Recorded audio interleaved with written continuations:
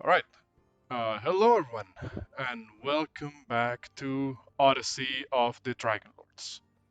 In the last session, the party, well, they continued going through the Colossus of of Pythor. They had met up with the Lady of Coins, the head of the Thieves Guild-like organization that is sometimes referred to as the Cult of the Snake.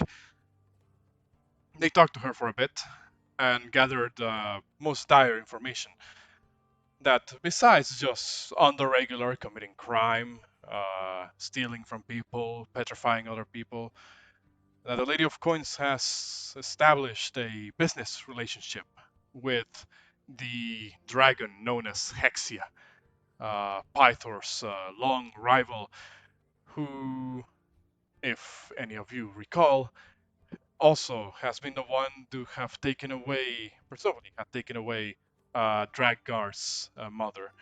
However, as Moxena, the Lady of Coins, revealed, she was the one that delivered Drakgar's mother to Hexia. And she was about to do the same with the rest of the party, a package deal, so to speak. But a fight ensued, and the party managed to make the Lady of Coins yield and surrender. She agreed that she will lay low for a bit, puts up the services of the Thieves Guild to the party's jurisdiction. That they will continue to be unimpeded as long as they are in the City of Mytros. After this, the party decided to, well, spare her life and accept her offer for further guidance a little bit down the line. She promised that there's a couple of things she can do to help them. Taking this into account, the party begrudgingly decided to let her live and continued on their way, leaving the Colossus of Pythor after the altercation. They went to. They were on their way to meet with Terra Nurdigon, but took a slight detour to spend part of their not so ill-gotten gains. They went to the marketplace and met up with two people. One, Clepius, the alchemist who had previously assisted the party in unpetrifying one of their party members, and the Collector, a man who seems to have a lot of strange animals up for sale. Party bought some items from Clepius and a particularly large creature from the Collector, and are now on their way out of the marketplace, perhaps in order to meet back up with Terra Nerdigon and explain to him what happened. Perhaps an altered version of the events, however. And that is where we are right now. You guys, well, were basically on your way out of the marketplace as this was as we left off last week. Um, unless any of you wish to find or some other object of note, then I will just move you guys back to the Mytros city map. Um, so, as I explained before, the bards, Gondros, Cholos, and Scylla, or Scylla, my bad, have been following you as they have sworn an oath of service to you guys. Uh, you have instructed them. I'm not sure if you have actually instructed them to do anything just yet, but they're currently traveling with you until told otherwise. So what do you guys do? Well, we asked him to come back with us to Nurdigon so he could see that we rescued them. So I guess we just head to Nurdigons. All right. So you guys head over to the direction of Terra Nurdigon's estate. As previously mentioned, Terra Nurdigon had employed the guards belonging to the Order of Siren. So your approach with this knowledge is a little bit, if I was to use modern day language, a bit of a yikes moment. Now that you are more keenly aware of his association with the Order of Titan. You guys arrive and you're recognized by the front door guards. They ask you if you're here to meet with Lord Nordigon. And shoot you Um, Go ahead. yes, he might be expecting us. Right. We were here just the other day. Yes, correct. He told us that we should, if you have news regarding the situation, that we should let you through with haste. In that case, Yes. go ahead. Oh, she was just saying yes, please. Well, in that case, yes. They opened the large gates to the estate. Again, it's a bit of a walk to the actual main building. You're escorted all the way through by two of the guards until you reach the actual doors of the mansion, basically, that Lord Nurdigon owns. You will be told by some of the guards that Lord Nurdigon is currently in his office, his study. uh, you're led upstairs by a couple of the servants, and soon enough you will find yourself, well, back at his office. One of the servants opens the door ahead of you guys and announces your presence. They very quickly leave, and Lord Nurdigon looks up from his very busy looking desk that is stacked with all sorts of documentation that you're not particularly sure what they are. Uh, but he will look up and say, I was informed of your return. I take it you've brought back good news? Um, well, I believe it's quite good news. Although it's not exactly how you wished it to be. Um, well, we did find the Lady of Coins, and you are right, she is a Medusa. But unfortunately, I don't think she was that big of a threat to us. Uh, we were able to dispatch of her. Sorry, are we on the map? Where are we at on the map? Oh, my bad. Let me ping where you guys are at.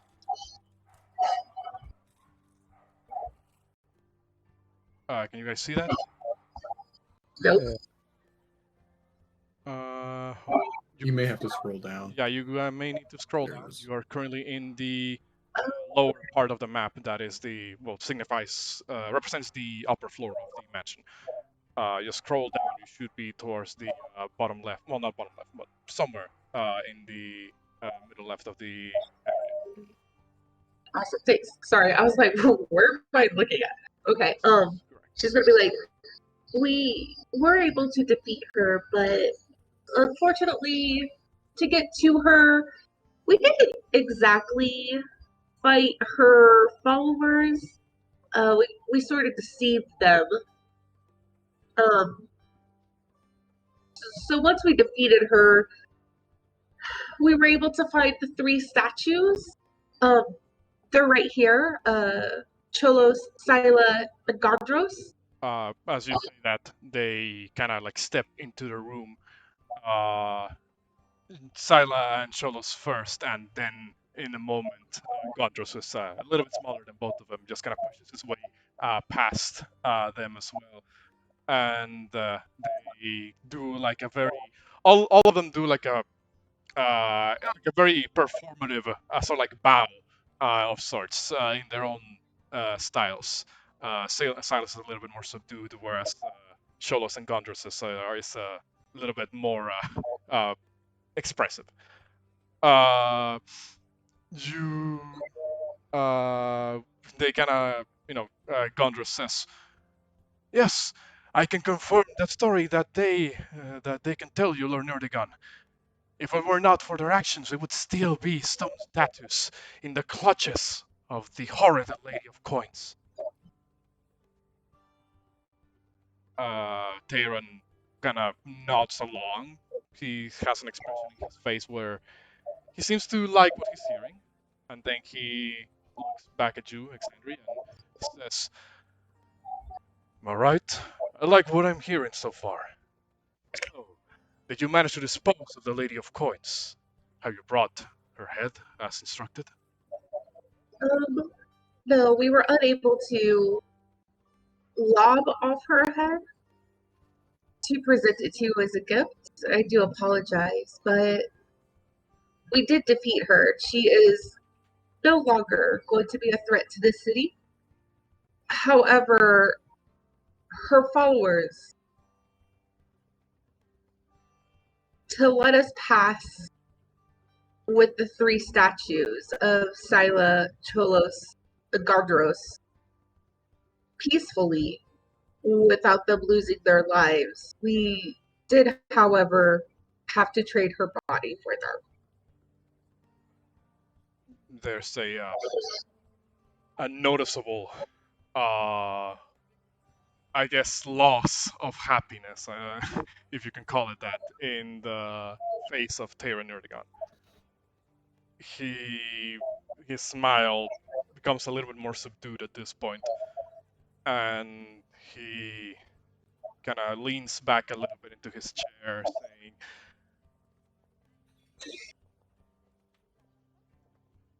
"So she is dead, but her followers still continue to operate. Is that what you're telling me?" Her followers are still alive, but part of the deal of letting us go and not further shedding any blood, we believe that the city will be no longer burdened by her followers or her cult, or I don't really understand exactly what they were. Um, we did learn some interesting information. We learned specifically the reason why she would turn people to stone, or one of the more important reasons why she would turn them to stone is because she was working with somebody under the name of Hexia. When you say the name Hexia, Theron's expression kind of shifts a little bit. He raises an eyebrow and says, "Hexia, as in, the fabled enemy of Pythor, the God of Battle." Yes. So, hear me out. Our next step is to stop her. But to stop her, we will, however, have to go on a journey to obtain some items to help us reach her. Stop. I Well, in that case, since there isn't a guarantee as of yet that the Thieves Guild or whatever cult is it that operator under the Lady of Coins is no longer going to be active, seeing as they, from your story, they seem to continue to be loyal to her even in death. They did, however, seem to be very loyal to her. That is correct. But they are under the notion that if they continue to cause trouble within the city and rob people and kidnap people or cause harm or strife, that we will come back after them. Now that we know quite a few of their faces. This death is an option. I want you to make me a deception check.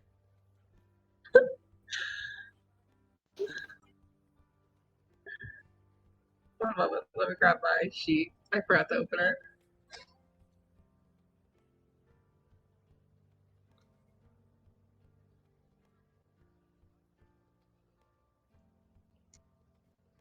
Deception.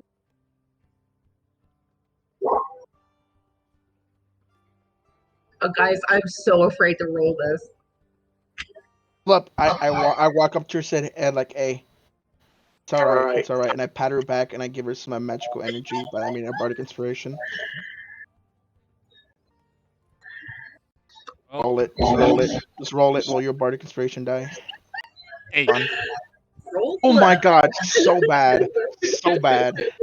Theron So bad. Nerdigon kind of, it's not like a frown, but he does kind of narrow his eyes a little bit. And he takes like a deep Sacred. breath. And once he does that, he says, well, I'll be honest with you. This wasn't at all what I thought the result of your assisted venture was going to be. Something just doesn't quite sit right with what you've told me so far. Are you sure you're giving me the full story? Well, there are bits that we haven't told you, but that is due to it being knowledge for our party to further exceed in our adventures in stopping certain individuals. I would tell you more, except for I noticed the other night when we were leaving your establishment that your guards seem to be favoring a certain type of robe. What do you mean by that? Cassie forgets his name. Sidon. Sidon. Sidon. I walk Sidon, up. but I'm gonna walk up in front of her Brother. saying, Sidon, your buddies outside were wearing uniforms of Sidon, protecting your little mansion here. Yes, So, they do. Is there any problem with that? remember who you are. No, let me speak here. You know who you are, right? What's your last name again? Where are you getting at? Look, you know where you know your lineage correctly, right? You know that your great ancestor and me and the other lords fought against the Titans, correct? That is, Defeated most of them, except two, which I'm still sad about. But the people out there wearing the exact same uniform of the people we fought eons ago, millennia ago. Explain why you have them guarding you and your mansion, even though those exact same people may not be exactly the same, but the order was when we fought millennia ago. he looks at you, Derek. At this point, his expression is devoid of any other emotion other than perhaps, how do I word this? I suppose subdued anger, perhaps. Like the type that you would see on someone who would want to say a lot of things in response, but can't quite find the words. Uh, Theron Nerdigon stares at you for a couple of seconds, Derek. Says, the time of your ancestors is long past. Yes, in the past maybe they had risen up against the Titans and their followers. But I'll tell you this. Ever since they've been under my employment, they have been quite effective at protecting me and my family from would-be miscreants. and that is understandable. Um, but please also understand our side. Sidon has tried to kill us several times by now. And as a matter of fact, when we first arrived to your city, it was already under attack by him anyways. We were the ones who did dispatch him by gathering my relatives here and asking them to make quite a big sacrifice. Getting rid of part of their power to help save this city, in which none of us, except for one, have ever been to before. Question, sorry about this. Is Juno here or is he not in this mansion? I mean, well, I ask that question. Would Juno have accompanied the party into Terra Nordigon's state? I think he AFK'd. Dang it. He's currently AFK. know that. I was gonna make a point. I'll also make a point. I guess I'll talk about later. So right now, Juno is the Schrodinger's Minotaur. We're he's there and not there at the same time. Uh, so He's Make a outside big old watching scene. Wizard. yeah, he's in Talking to Live Wizard. he's in like that Tongue. that scene of Interstellar where he's looking at the world from the Tesseract. But yeah. Uh, so you know, what point was it that you were trying to make, Derek? Well, actually, both of It was the point where even though right the sighting, the Minotaurs were sighted and many Minotaurs were slain in the wars. You're telling me that this guy right here, even though he's still being enslaved now because of probably what's going on in the market, is he not worth it? Is everything is he not really actually human or something, or worth anything? kind of look. You're still citing it. You're acting as if the Order side controls the Minotaur market. It is a business, nothing more. Whether you agree with it or not, then that's entirely up to you. Now, I am a man of my word, and even though your story seems to have some discrepancies, I suppose at the very least you should be rewarded for your efforts, at least partially. Since Again, Mr. Nerdegard, we only keep certain details in case his eyes are prying on your establishment, as it is our goal to save the world from his destruction, a prophecy given to us by his daughter himself. We can confirm that they should leave your city alone. I don't know. put much stock into prophecies. I put stock into, well, more tangible things. But I'm not going to sit down here and discuss philosophy and ideologies with all of you. You have certainly a lot of your plate, and I certainly have enough of mine. And as he says this, you hear a set of footsteps coming up from the doorway. Uh, as you turn around, you would see, well, a very familiar face, Is it my fiance? Echo him. a young man comes up into the doorway, saying, "Father, is it true? Do we have visitors that?" And then he kind of turns around and looks at you, Alexandri.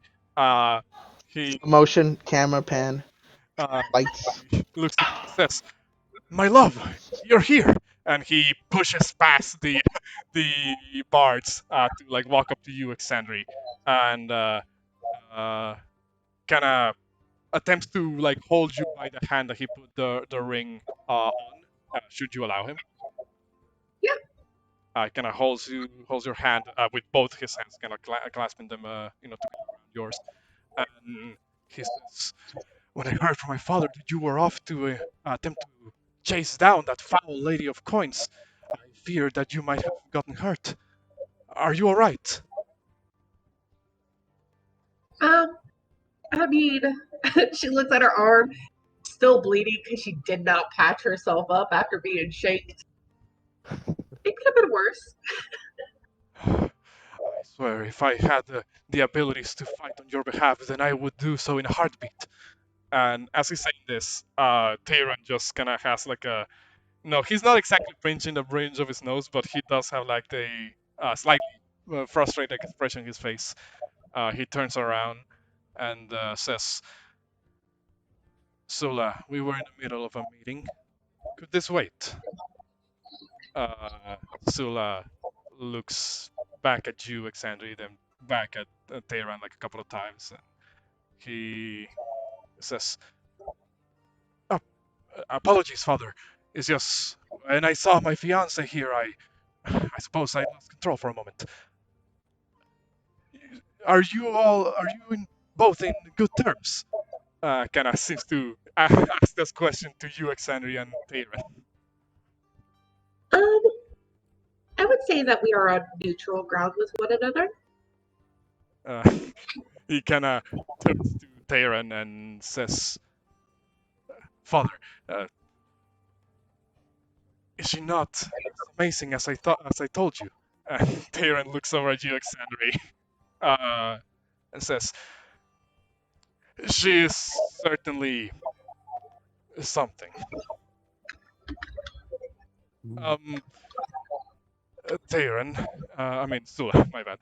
Sula, could you please wait outside? Of course, father. And he then kind of squeezes your hand one last time, Exandrian. He says, Uh, "We shall talk some other please don't go far. I did bring you a gift. time." You really shouldn't have to. Um, but I shall be nearby. Just call my name and I shall appear. And he walks out of the room, uh, turns to the side and seems to be waiting just a couple of feet outside the. Theron looks over at you, Exandria, and says, "I'm not sure what is it that you did to entrance my son, so, but, well, I suppose I should be the one to remind you that should you harm my son in any way, shape, or form, there will be hell to pay." Yeah. Um, I think the only way I could hurt him is if I somehow fail at my quest and die. But that would not be on purpose. Right. Madge. Well, I suppose I'll just give you a reward so you can be on your way.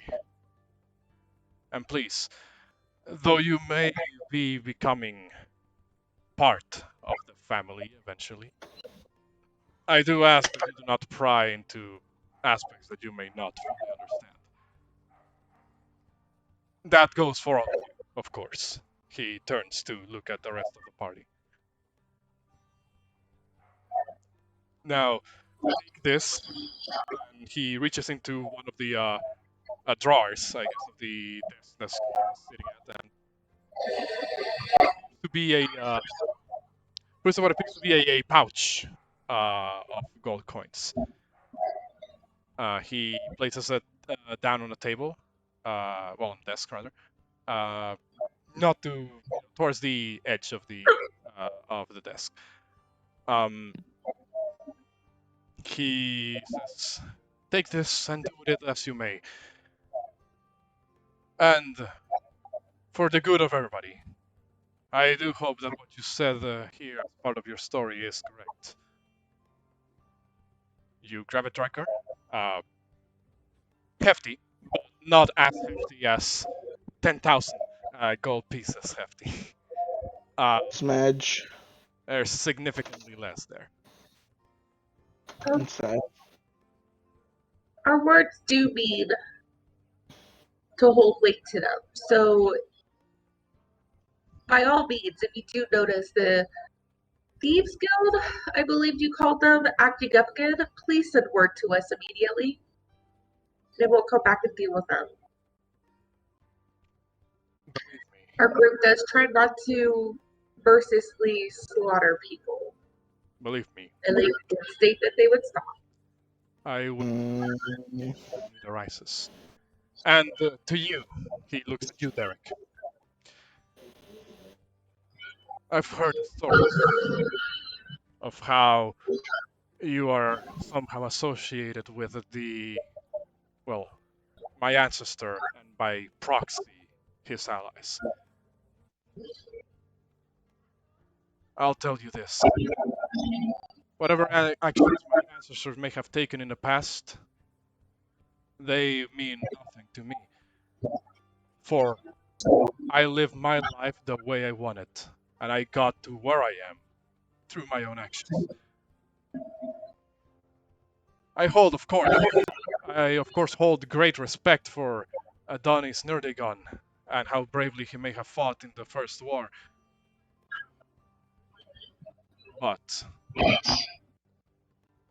I do not take kindly to an outsider to our family comparing our actions to those of our ancestors. Relive your own birthdays if you wish, but they do not have anything to do with myself or my son.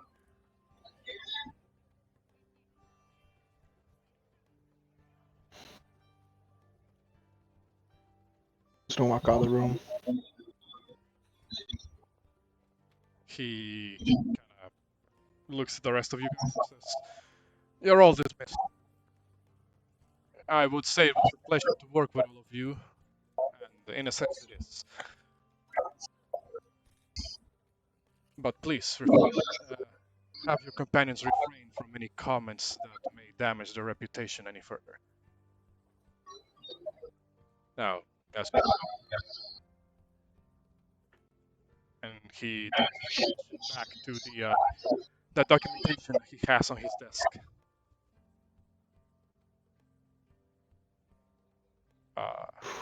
The rest of you guys step into the room. I'm just gonna leave. I'm gonna strip, just walk. I'm just gonna try to get out here as fast as I can. You walk out of the room and go downstairs. Some of the I'm just. guards do kind of open the door for you as you begin to depart ahead of your team. Exandri, you walk over to where Sula is at. He was sitting, like I said, just outside of the office, I guess. He looks over at you, Exandri, and says, "Ah, are you done with the meeting with my father?" Yes, for now. He's a tough man to deal with, but I urge you to be understanding of him. His life has not been, well, contrary to popular belief, the easiest one.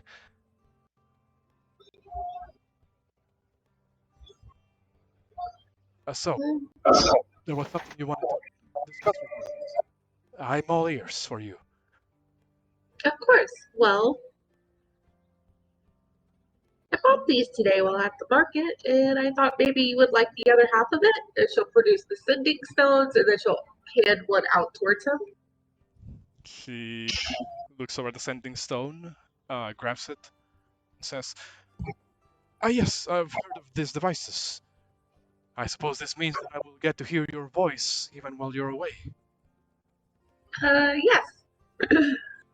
Although I would like to ask that you always let me start the communications, in case we are on a dangerous mission and our stealth is of utmost importance. He nods along, and then you hear a boom from a distance.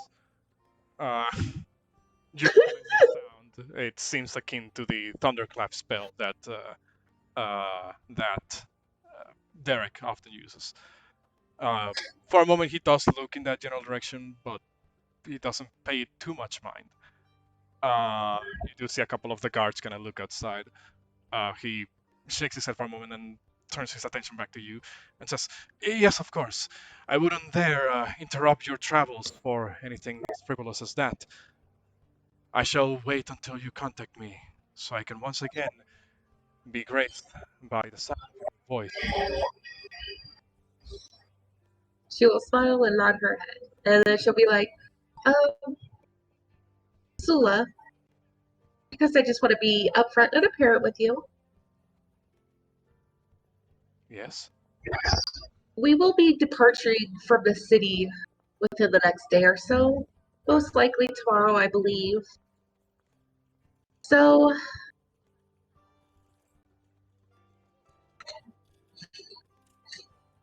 if something were to happen to me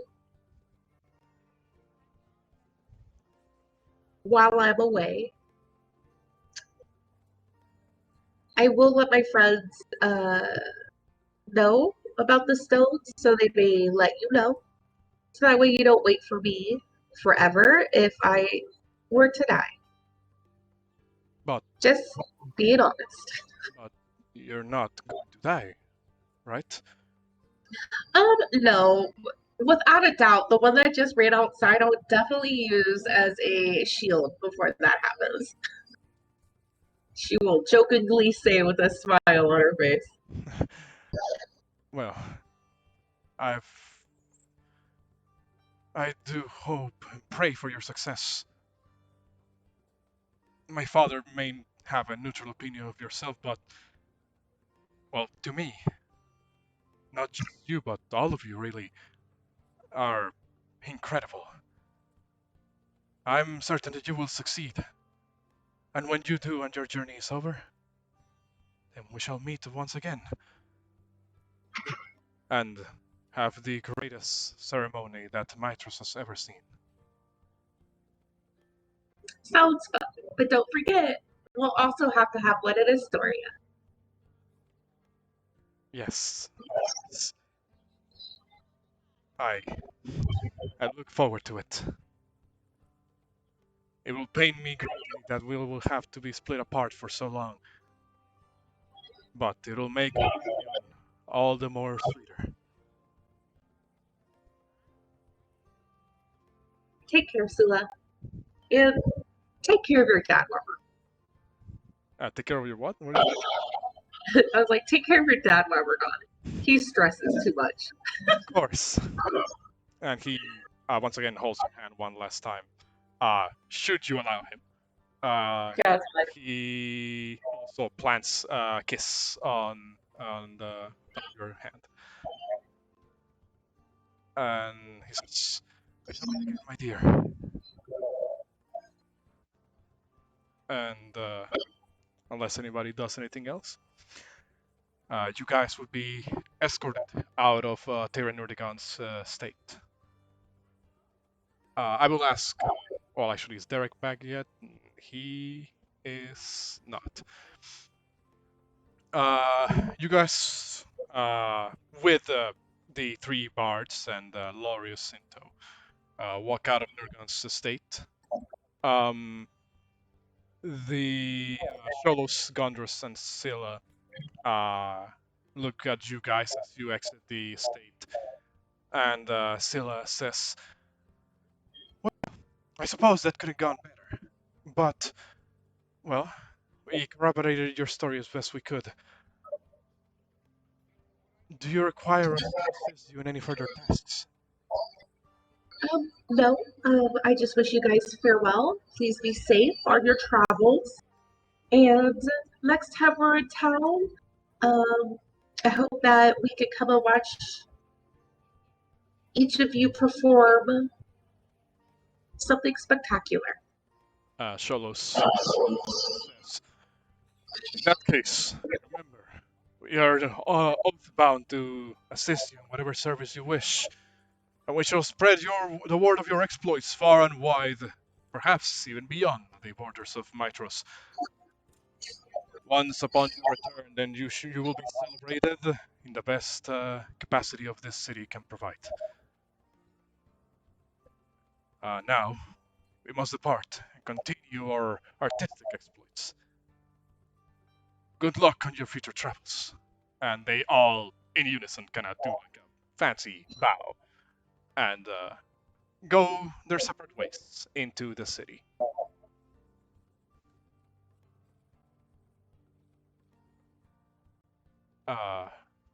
Now, what do you guys do?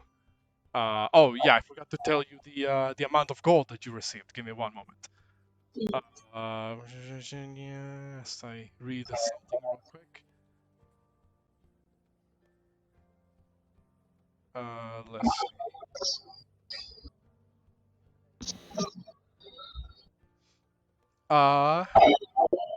Since you didn't bring back the Lady of Coins' head, and it didn't quite buy a segment of your story, By the way, I wasn't making you roll deception for the part that was true. I was just making you roll deception for the story as a whole in general. Cringe. Since he didn't exactly thought your story was airtight, uh, he instead of giving you the originally agreed upon 10,000 gold pieces, has lowered that back down to the original asking price, which was 5,000. Okay. Keep my part as a wedding gift. He doesn't even want the money no more. Thank you, Derek. Still very sad and depressed and pissed. You're splitting 5 ways. I mean, I suppose if you wish. No, he gave me his portion as a wedding gift. Okay, in that case, Well, it's because he doesn't give a shit no more. Bullshit. we're still splitting this. I mean, well, you guys can split split the money however you guys want. I will say, I will remind you all, it isn't that late into the day actually. You guys essentially went to the tavern first thing in the morning. You and you did the chase. You went into the Colossus. You went back. It hasn't actually been that much time. Um, I'll say it's probably around basically exactly 12 in the day. Should we go speak with Maximus, the one in charge of the Minotaur market? Yeah. Since we have such a What? long ass day ahead of us. What would All we right. what would we say to him? Bring Juno. Juno talks first. We can inquire about the Minotaur market. Ask him why he's enslaving them. Juno can kick his ass. Maybe try and find a compromise to free them. Not catch Juno's hands. Yeah. Idea's pretty good. I mean, is that what you guys are agreeing upon, or? We haven't heard anything about the Colosseum yet, though, correct? No. Again, you haven't been given a time frame of when the games start. But chances are still a couple of days before they do. And then how long do we assume it's going to take us to reach the Ultros?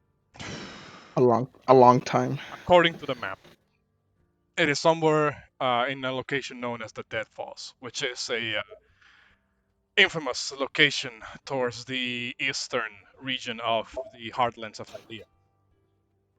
In fact, just to give you a quick reference of where it would take you. Hold on, one moment. The crayons don't help. I know. Yeah, the crayon map drawing doesn't quite give you like a sense of distance. So you guys can see you're there in the lower part. You're in the lower part of the map in Mytros. It will take you roughly, assuming you follow like a consistent pathway. Oh, sorry, my computer does this with Roll20 where sometimes it just prevents me from using the arrows.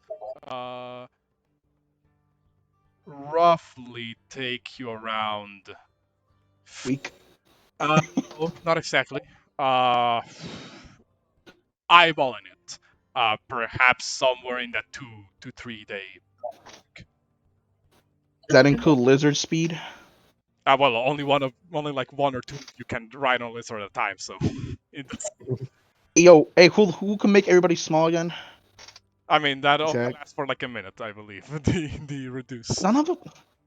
God dang it! You make us all put us on in a little About pouch. 3 days. 2 days there, 3 days back. Maybe 2.5 days. It's kind of hard to gauge, especially because you're not sure what may happen on the way there. In counting for, yeah, you're right. Everything else could happen. Wait, so the Ultros is landlocked? Well, here's the thing: the It's a deadfalls. remember, it's a ghost ship. The map doesn't represent this, but the deadfalls do go into the water. It's just this map in particular doesn't represent that. Oh, okay. I was like, Remember, it's a what? ghost. I think isn't the Ultras a ghost ship based on It's what the called, explanation is of it? it's called the ghost ship. You're not sure if it Oops. actually is a ghost ship. It flies There, low. I fixed the map. All right, I'm gonna draw a spooky ghost in the corner. There you go, fixed. All right. Hey, well, come on.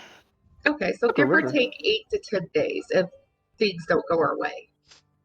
I mean, Death. I will actually hold on. I have the world map, which is a little bit more of an accurate rendition of what you guys are dealing with. Spoilers. I mean, well, Only because we got because that information. Definitely seen this map before. yes, if you can see here, this river over here is the one that is connects to the Dead Falls, and essentially leads to Whoa. the Gulf. Damn, did I really just draw the river exactly where it was supposed to go? The Ultras is a very powerful ship, you know. But obviously for you, the quickest part would be land travel. Okay. Which makes sense. Wait, so you're saying land travel is faster than taking a ship Because like that?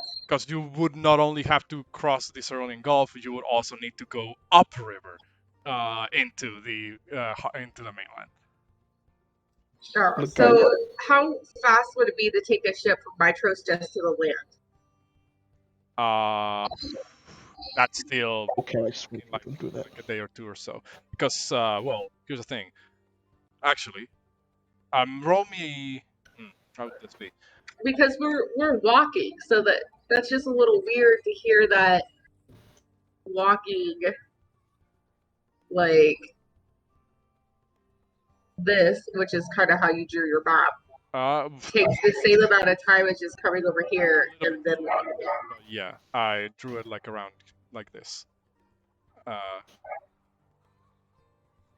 What's it called? Well, I mean, whatever path you believe you can take. We'll walk. That's fine. Like I said, like if you want to buy or rent a ship,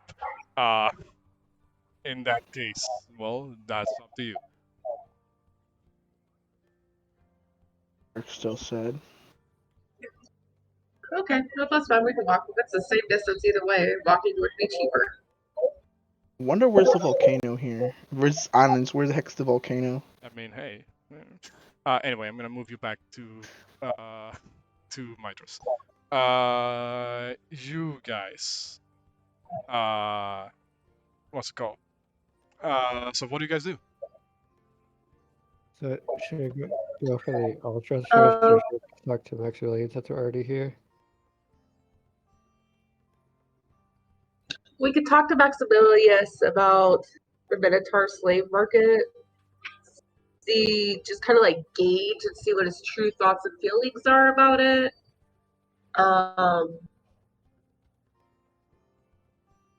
Maybe see how much he would be willing to sell it for, like a buyout price. Like the whole market? No, just the Minotaur. Just a slave portion. I mean, that's would still be the market. What if Juno catches some hands? Could he take over the market? Even if we do purchase all of the unfortunate individuals that are caught up in this business, nothing would necessarily prevent them from just acquiring more, right? Yeah. The steady That's why flow of I slaves said is buy going the from business. somewhere. But the business itself is, I mean, is it not multiple businesses essentially converging into this slave trade? Like, it could not just be one slave trader. It must be many individuals coming together in this particular place to sell captured individuals, right?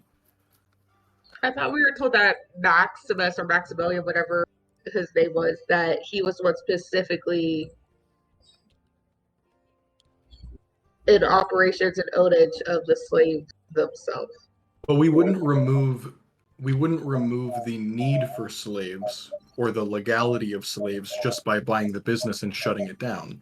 The Well, people true. who are still operating, the people who are going out and capturing those, or who are attempting to buy slaves or have the want for slaves, they would just set up another market. True. But if we buy the market and we alter the market to be better, to where slaves would not necessarily be needed. So instead of it being a market for slavery, and it could be a workforce market where people could actually come and pay a daily's wage to obtain assistance, then slavery would still not be necessarily needed. I'm not sure if you can convince people from paying somebody nothing to then No, paying they're them still paying. something. They're still personally buying the slaves. Right, but we found out that their price was not very high. That's why we're trying to start a union. Unionize. Unionize, come on. Who's gonna fire them? Exactly. Well, We'll see. maybe with our influence and change in the future, we could help persuade and stop that from happening. Now we can tell Juno to catch these hands. So Juno uses hands to change their minds. I'm sure Juno would gladly agree with us. Especially if we return with the Ultros, and upon returning with the Ultros, then enter a Coliseum and win the Coliseum. Just think of how much that could boost our influence on the city itself. Certainly would, yeah. And I'm not saying we're doing it right this second. I'm just saying we just go and do a little business interrogation. Yeah, you know, a little intimidation too won't hurt either. Because we'll also inevitably have to get the king's acceptance of it. But I think showing up the Ultros on its own is probably going to rock the king. As my auntie has already told us that he has a belief that we could never procure it and that we will die on such foolish errand.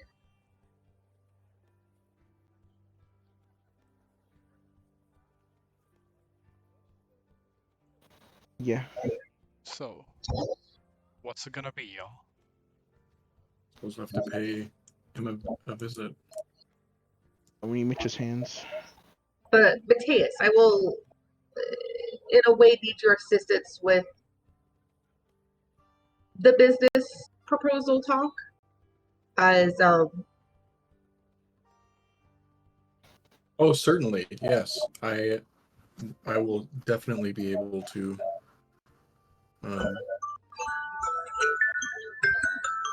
my bad. I love wind chimes. All right, there we go. This makes Dirk less depressed, but now he's back to being depressed again. So, what do you guys do now? Oh, for one, I'll ask Mateus if we could look into the instrument that we got from what's his face. See what magical properties it has or what spells it can holds or anything. Oh, you wish for me to identify it? Yes, here you go, sir. Look at it. If it's good or not. Certainly. Let me see if I have it. I believe I had already showed you that, I think. You told me last time you don't know what kind of spells it has. Well, no, that you at the time didn't know which of the spells, which of the Yeah, that's uh, that's why I told Mateus, hey, can you look at it, bro, and see what kind of stuff it got? all right. So do you identify it, Metius? Yes, it will in fact take me 11 minutes to do that. I don't have the spell prepared, but Fine, I can Would you- actually cast it. Would you like to write on Wizard Lizard as you focus on this spell so we could continue to walk. All right. Wizard lizard. Wizard. How? Yes, I think The my wizards- wizard lizard. Why? Because why not? That's the thing. Well, he's Wizardry white. is a respected profession amongst the academies. This beast is, well, Cute. What do you mean? suppose it doesn't matter. He's gonna get a It's hat. Good boy. And then It's cute, I guess. If we give a wizard hat and a fake beard, there you go. What is a Easy. wizard hat? Wizards, a specific wizard-shaped hat? Yes. I have one in mind already. Regardless. I've got a question for the DM. Yes, correct. Can I ritual cast while being moved by a creature or something? And because you're not the one moving, the creature is moving under someone else's command. Okay. So, you would focus on that as you guys move on to a different region of the city to reach the Minotaur market. You will, what's it called?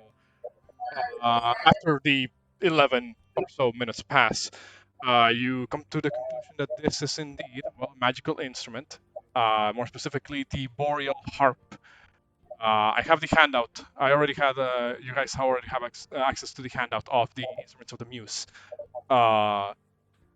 This is the Boreal Harp. Long story short, what it does is that this can only be attuned to by a bard. They add a +2 to the spell save DC of bards, and they add 2 spells to your spell list. They add specifically because it's a boreal harp. This one adds control weather and conjure animals as your spells. Can make a snake. Well, You conjure a snake. you can look up conjure animals and how it works later on. I'm just gonna post the quick description on the spell. But otherwise, should you wish to use this instrument, you have the ability to do so. Well, okay, so question, even though that, when I get both anyway, control, okay, would I have to add the spell straight into my spell thing, or the instruments? Yes. We could do that later. We could do that later, of course. Not now. We could do that later. I'm not going to equip that right now, of course. Essentially, Yes, I know. well, just so that you know, essentially the spell, the instrument allows you to just cast one of them for free, but only once a day. I can literally make it rain. Lol. So yeah, you have this, and I don't think anybody else has multi-classed into Bard yet, so only Get Rex scrubs. only you can attune to this. I'm not gonna lie. It feels like, was it Link's Awakening? You know, when Link it collects all the instruments to awaken the sleeping fish. What was it called? I've never played it. Oh, you know, when Link collects all the instruments, it plays a certain song that wakes up the whale fish, whatever it's called. Windfish. Oh yeah. And it makes him like super powerful. That's what I feel. That's what it feels like. So, yeah. Well, Metius, you were the one to identify, so you know all the information that I just said. What do you do after that? Well, I'd relay that information, of course, to my companion Derek, and explain the spells and how they work to him. Again, just long story short, control weather. Well, allows you to control the weather to a certain extent. Certain area around you, you can clear out clouds or make clouds appear. You can make winds pick up. That type of things. Conjure animals allows you to, well, conjure a certain type or amount of animals to fight by your side. Mind you, it is a concentration spell, meaning that once you lose concentration, the animals disappear. Sad. I can make an army of squirrels. Feels good. Well, it has There is any- limitations on what you can and can't summon. Yeah. And how many of them you can or can't summon. Again, just you can look up the spell conjure animals using the the compendium search. So you know, if you do want to attune to this, then you will be doing so whenever you take like an hour to just attune to it. It's cool. If I collect all four, I get jump, invisibility, and levitate. That's cool. I will remind you, a creature can only be attuned to 3 items at a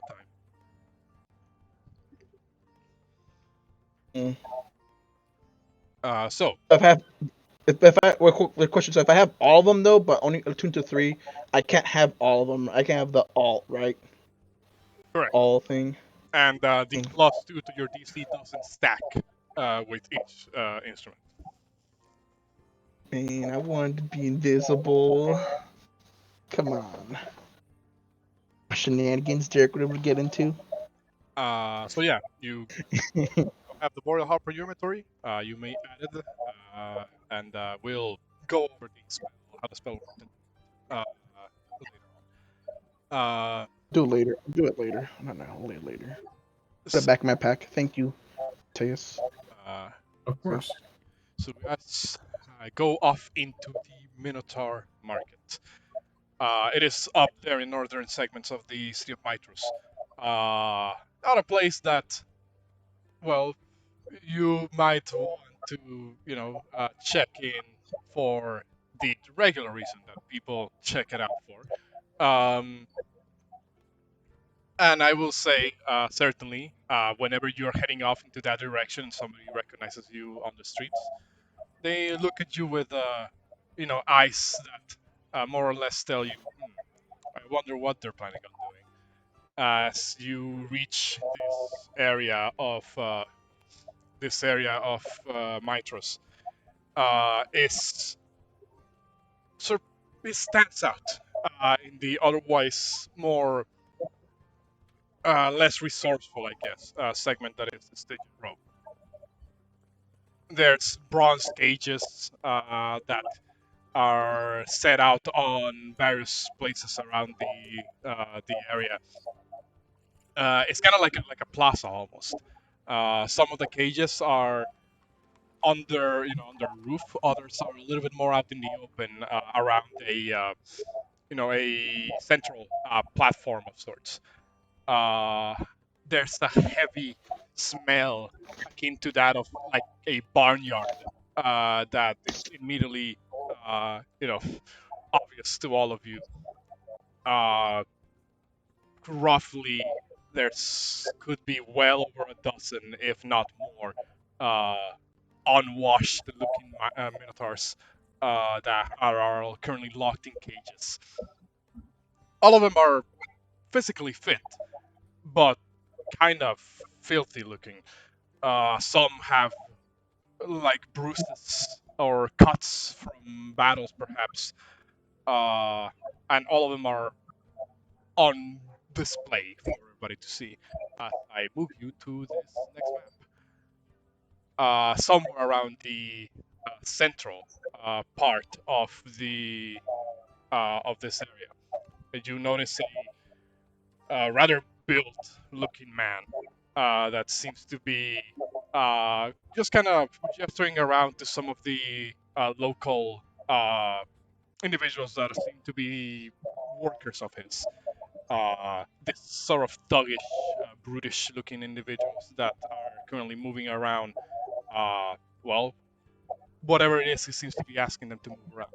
Bales of hay, perhaps, or guiding around other visitors to the marketplace. Oh, I forgot to put on the GM layer the actual Minotaurs. One moment.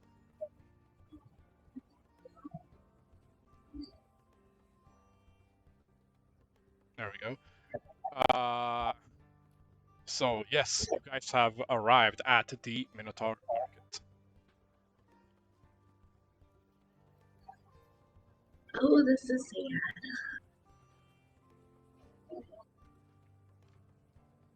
What do you guys do? Oh, we're looking for Maximus. I mean, well, I did mention before, you notice there's kind of like this really built individual that seems to be the one kind of ordering around a couple of the thuggish looking workers. The individual appears to be a little bit up there in years, probably 40s, perhaps more, or perhaps older than that. But still has a noticeable muscle mass on him. He seems to be the one calling the shots around here. But you're not sure if that is indeed Maximilian or not.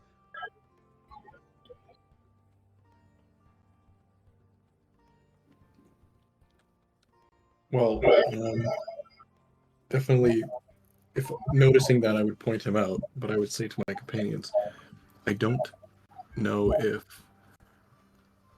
I'm as eloquent as you are, Exandri. I think you may have to be the one to speak to him first, but I'll I back you up will, however I can.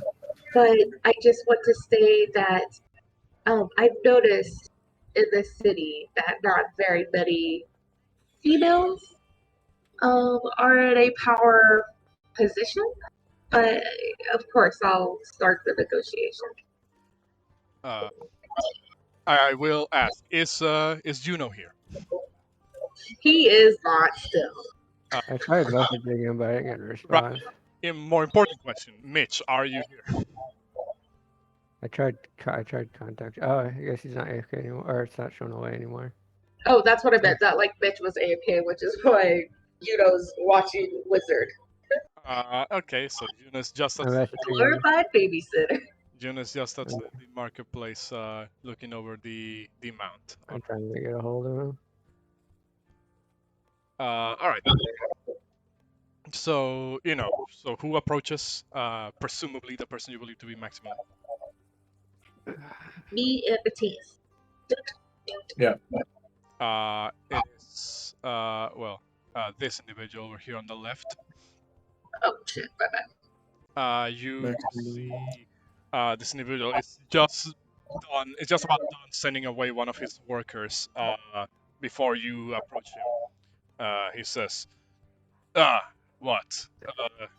You're looking for some of the merchandise? You're just in luck. We got a couple of new batches coming in. They look very physically capable. They can probably protect you if they're looking for some form of bodyguard, lady. Unfortunately, that is not something that we are here to procure today. More than rather, we wish to speak business with you about this establishment you have going on for yourself. Mitch is coming back. A little bit more than just an establishment, but the only business that we can talk, if you're not here for, well, procuring part of our wares, then what are you here for?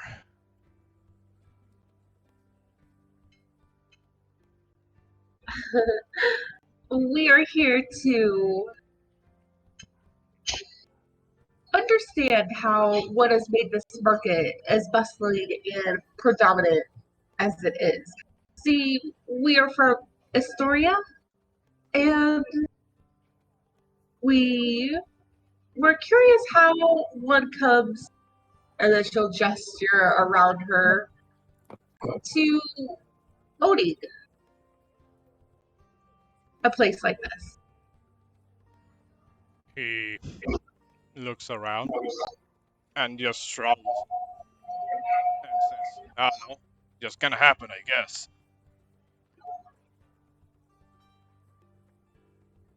Just kind of happened, as if somebody gave it to you.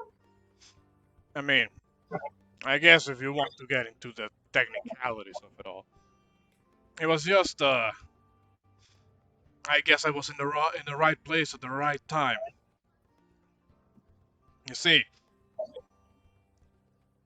if you ever read, like, any history books, you know that the Minotaurs, they weren't exactly on the right side when it came to the First War.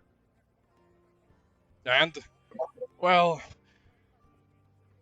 as things usually go, bad blood came in, and eventually, when one side was declared the victor, the other ones, they just kind of had to fall in line. So, well, as you can tell, this is our way of making them fall in line. And I needed somebody to, I guess, reel everybody in. And so I'm here.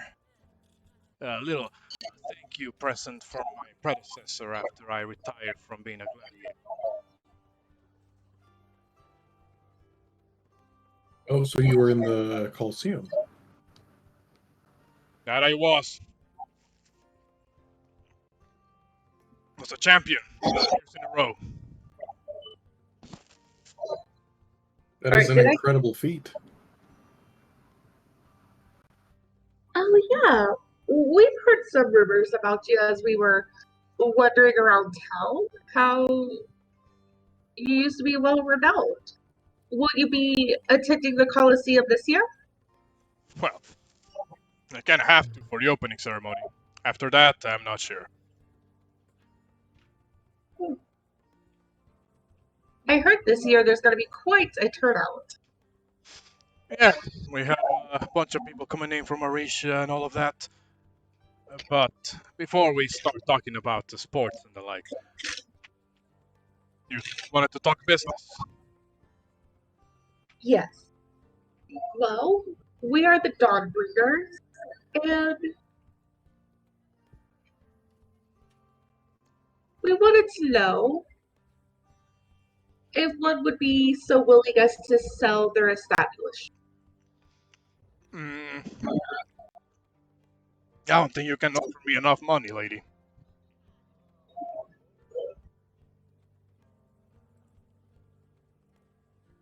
Just curious what the figures would be. Well, 6 will be a start.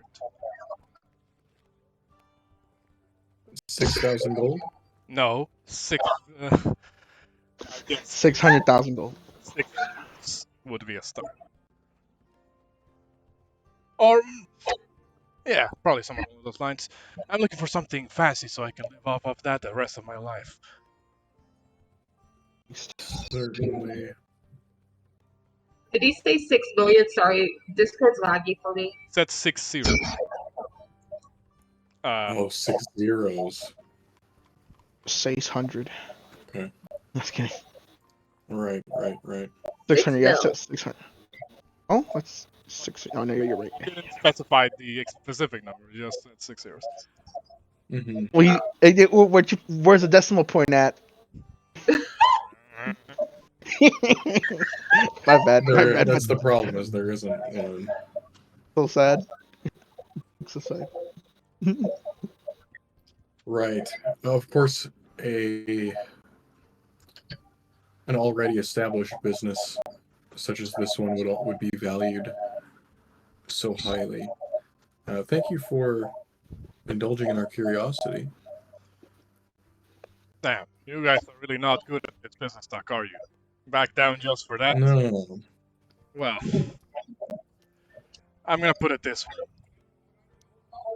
This, think of it what you may. For me, it's just business. As long as there is demand, there will be supply. Are you a gambling man? If you're trying to lead into me gambling my entire livelihood onto some innocuous spot, I'm not that gullible. I wasn't born yesterday. Oh, I was just thinking about the Coliseum again, not necessarily this. Then what are you trying to bet on the Colosseum?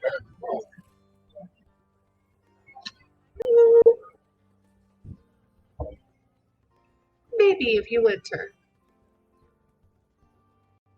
Maybe you what? She said maybe if he enters. Afraid I retired from that a long while ago. Right now there's a lot though. You might find some promising amongst them. Like that Leland fellow. It's a local from Mytros. Crowd favorite. Who? How you spell the name? He said Leland.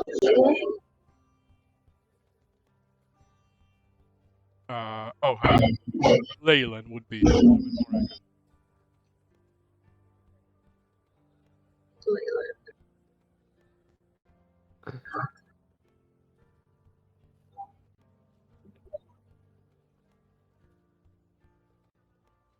Add this to my notes.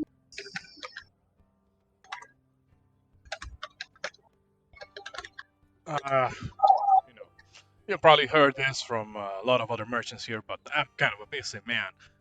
If you're not here to buy anything, then I believe we're not going to be talking business anytime soon. How much is a Minotaur? How does this work? Can Depends. people buy them and then they're just theirs forever, or is it a It's a bit of a intricate process. Once you pay us, after choosing amongst the pile, so to speak, then we have the Minotaur swear an oath of service, of loyalty to the customer, and then, well, you're free to take them anywhere. And if they so much as break that oath, well, you know what happens to oath breakers. The whole get chased down by the Furies till the end of the world. and how much are they? Oh, well, depends on the quality of the product, I guess. If you're looking for some of our more high-end products, shall we say, will run you anywhere from 250 to 300 gold pieces.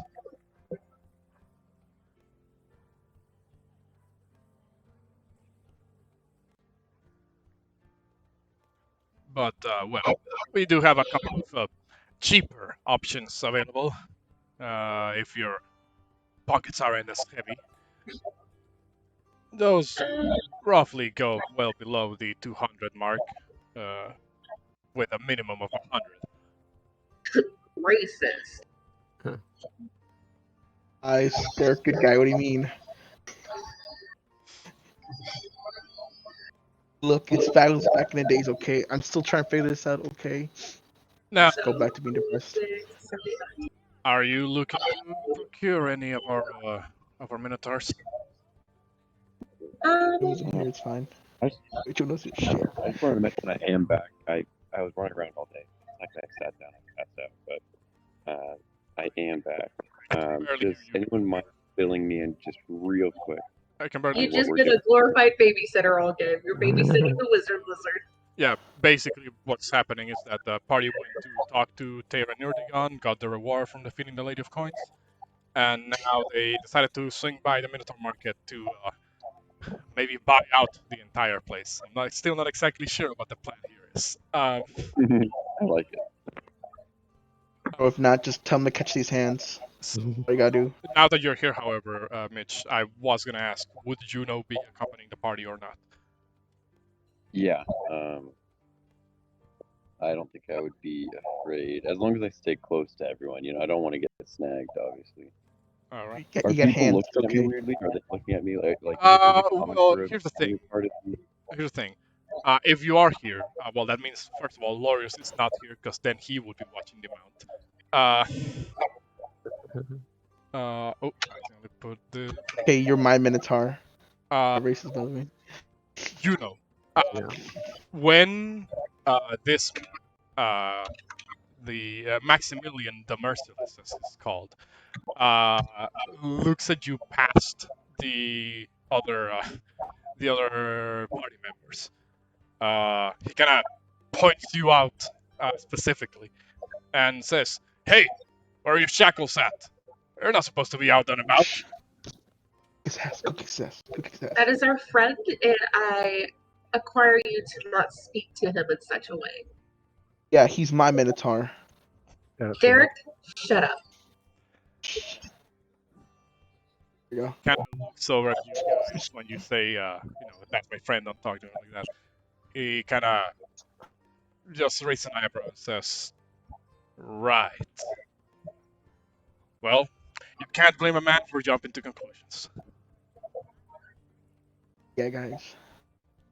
How much for the 8 Minotaurs behind me? Hold on, a couple of people talk at the same time. What do you say? She asked how much for the 8 Minotaurs currently behind them. Ah, those ones. Well, since you seem to be that interested in acquiring them. Then let's see here. I suppose these ones all are pretty healthy, able-bodied. You can probably cut them in half if they really wanted to. Not that they are given any weapons to do that, mind you, but Weapon. well, I suppose if you're that interested, let's say 200 for each of them. She'll hand over all the money. Quick question. 1, 2, 3, 4. It's 1,600. 8. Yeah, 16. 1600. She'll hand over 1,600 from her purse. No, quickly give my weapons. A pleasure doing business with you. Boys, get this one's ready for the oath. You see as the thuggish individuals around him kind of just nod along.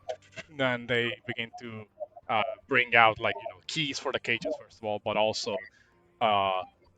this piece of parchment of sorts that you believe has in it written a pre-made like oath of service. They are meant to read out. You see as Maximilian one by one begins bringing out the Minotaurs. Again, they're still in shackles by his workers. They are, well, not being gentle at all with how they're bringing them out. You notice that they, when they bring out the first one, Maximilian says, "All right, here's the first one. We're gonna be here for a while." He pulls out the parchment. He kind of holds it up in front of the Minotaur and instructs it to basically repeat the oath. Something amongst the lines of, well, essentially swearing undying loyalty to the person who holds the other end of the oath. At some point, he does ask, for you to say your name out loud. Juno. To say your It's name. wondering. Ask till Juno do it. He says, "Then, Minotaur, listen to me. You will serve the one known as Exandri from this day on. Damn it. Accept the oath of service." The Minotaur kind of looks over and says, "I swear to serve the one known as Exandri from this day on, upon the oath of service." Maximilian rolls up the parchment and pockets it and says, "Well, that's one. It's gonna take us a while to go through the others. I suppose you don't have anything better to do for the rest of your day?" Looking at you. I specifically do not. Well, he If my comrades wish to do other business, they may. in that case, you see as he, well, essentially goes Double through all of them to just kind of all by the true oath of service. They are never once released from their shackles, even after the transaction is made. They all kind of just walk in a single file, still bounded by the same chain link. Well, that should be the last of them. Now, I'm not sure what you would possibly need with all of these, but they're your problem now. Minotaurs, attack! You should have bottom with Juno instead. Should I just say, Drums? you give them Juno. Juno has his own army of his own people. So are they still in shackles? Yeah, but you know, you do see that Maximilian has the keys in hand. He says, "No, I'm not as foolish as to just release them out here in the open. I will hand you this key, and you better bring them somewhere else. I have plenty of copies of this one anyway." He tosses you over the key, presumably to their shackles, or at least that to the chains that are, linking them together. Okay, that's fine. If you guys would please follow me, she will speak to them sweetly and kindly. They Play a marching song. believe your words are kind or sweet. From their perspective, you spot them all like livestock. I know. Wow, kind of sus there. Not gonna lie. They And she will lead them away from this location. Play a marching song. he A war marching as you're song. walking away, you do hear Maximilian speak out and says, "Thank you for supporting our business, lady. Now I'm gonna have to get more of this to make up." Destroy our building real quick. He kind of does like a gesture to his goons, I guess you could call them. With this large amount of Minotaurs linked up, you immediately draw attention from the guards. A whole platoon of them essentially shows up. Kind of like And my lizard. they just like all show up. I'm talking like well over like a dozen of them. Like probably That's fine. in the tens of guards gonna show up, and they're all like, "Have you purchased these Minotaurs? Where are you taking them?"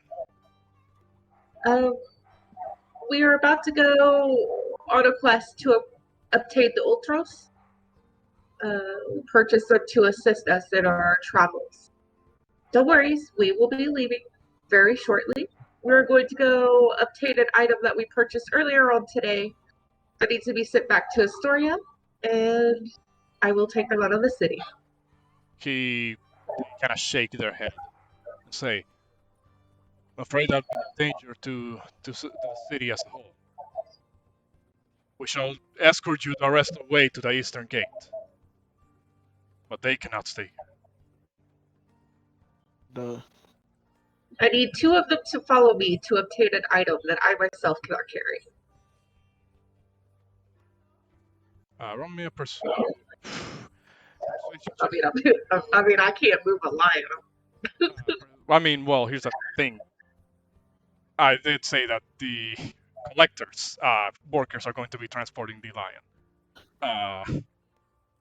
easy. I can get my money back. So check. It's a straight roll because in other situations you would have disadvantage on this. You see as the what's it called? As the guards all kind of gesture to each other, and one of them says, "You may take one of them. Ones have to go." Okay. Okay. Where's the East Gate? Gestures. And I thought you said Weast. you say as I mean, like, to be fair, I really don't know all about, like, just by normal, like, up is north, obviously, but I don't know all about that's true, or, like, north was a different direction. I mean, I don't see it. they just point somewhere, and the rest of you guys will be escorted alongside the Minotaurs to the eastern gate. You, Alexandria, split off from the rest of the group, and Well, you will be. Where are you actually taking him? Towards the marketplace? Yeah, the marketplace. I'm going to acquire about getting back some of my fee that I purchased some Minotaurs to take the lion back to Astoria instead. So that way his workers, who are all female, don't die on their travel. Well, no, they weren't all female. It's just that's the generic token for the commoner in D&D. Uh, so basically, you will walk back to the agora. Not gonna move you to the map again for the purposes of time. But you would walk back into the collector's like general area. In fact, even before getting there, you already see a carriage being loaded up with the lion, still restrained, and a couple of like presumably workers of the collector, kind of hopping on. There's even like a horse that is dragging the cart. The collector himself seems to be overseeing the departure of this creature. What do you do? I'll walk up to him and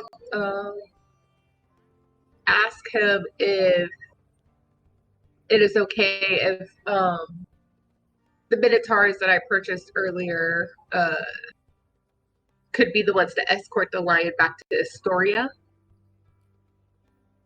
The collector looks over you and says, I'm afraid the business transaction is already done.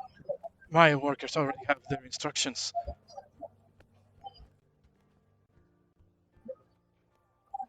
And I'm not sure if you wish to trust that task to them, but I'm afraid you will be getting your money back as we have already made the expenses for this trial to take place. All right.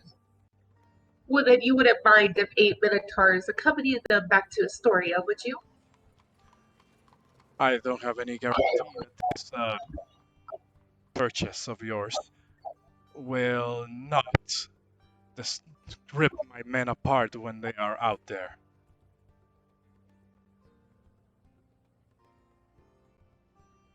As long as your men are respectful, I don't think it would be an issue. I need to hear it out loud. I assume that it has sworn the oath of service, correct? In that Correct. case, I want you to give, if you want us to go along with this, because I'm already taking a huge risk here, I want you to order your bodyguard, assistant, that should he bring any harm to my workers, then that will constitute as a breaking of the oath.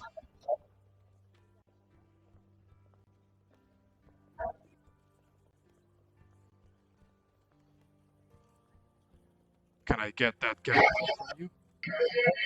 Yes. The majority of them are at the East Gate, though, so I will need to go see them to give the order. No? Only one. She'll turn to Juan, the one behind her. No, I don't know.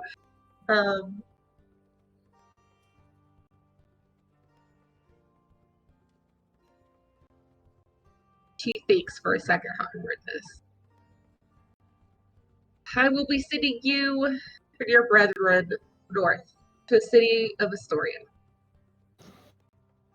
You will be traveling with those that you see behind me.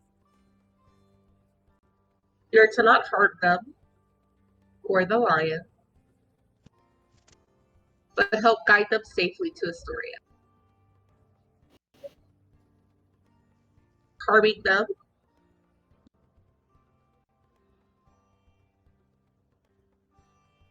would be equal to breaking the oath. So you have Barthar's wrath on you. The Minotaur looks at you. And again, there's a clear look of anger, in his face. And he says, right. Yes, ma'am. She looks really sad that she did that, but it is what it is right now. Juno, talk to your people, bro. Come on. Your homies. The collector, rubbing his hands together, says, "Very well, then a little bit of added protection, I suppose, is fine. In that case, as I said, as a guarantee, this lion will be delivered to the city of Astoria in just a couple of days." She'll nod her head, and we will be waiting for them at the East Gate. And then she'll head to where everybody else was. Rendezvous at the East Gate. All right. So you guys What? actually meet back up in the eastern exit of Mytros, with 7 Minotaurs in tow. Like I said, everybody's looking at you guys like, what the fuck? Like you hear comments of the people, kind of whispering to each other or just kind of commenting aloud, where they would say something akin to, "Wait, aren't those the heroes of the city? Why would they need that many Minotaurs for?" Kind of commenting of like on this course of action you've taken.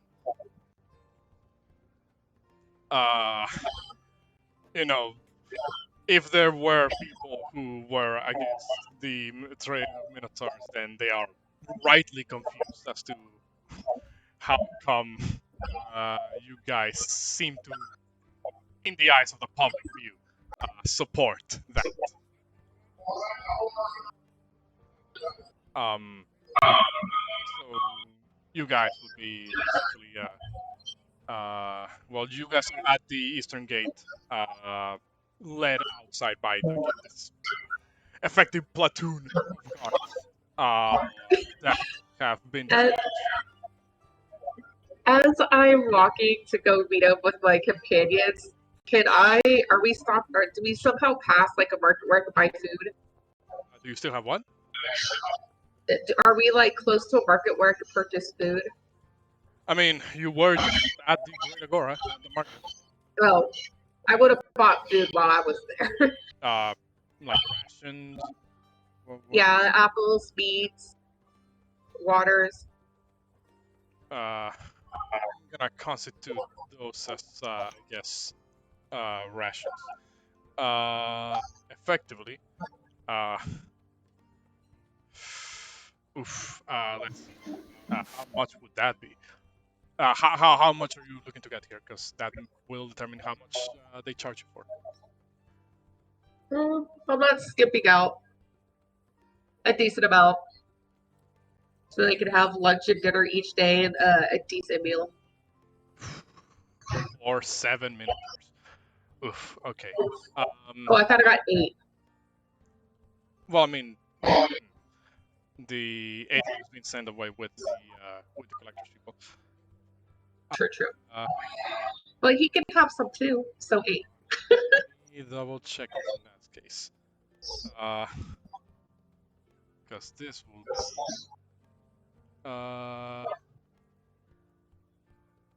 So, okay. In that case, that will run you around. That's fine. 32 gold pieces. That's fine. Enough money. Yeah, I'm plenty. I'm good. So the Minotaur that's going to be traveling with them, is he still with me as I'm purchasing this food? Yeah. Can I turn to him and ask him if he has a name? He doesn't answer. Almost as if... Well, actually, he does answer. And says, "Are you ordering me to answer that?" No, I would rather you do it freely. I promise, I'm not as bad as it seems. As a matter of fact, you will like the outcome. He just kind of stares at you and then says, "Then I'll exercise that freedom and not answer. Fair enough. She will hand him a bag of rations and food. These are for you upon your travels. The city you'll be going to is the one where my father is located.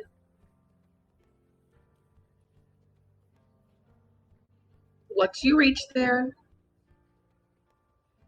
Go ahead.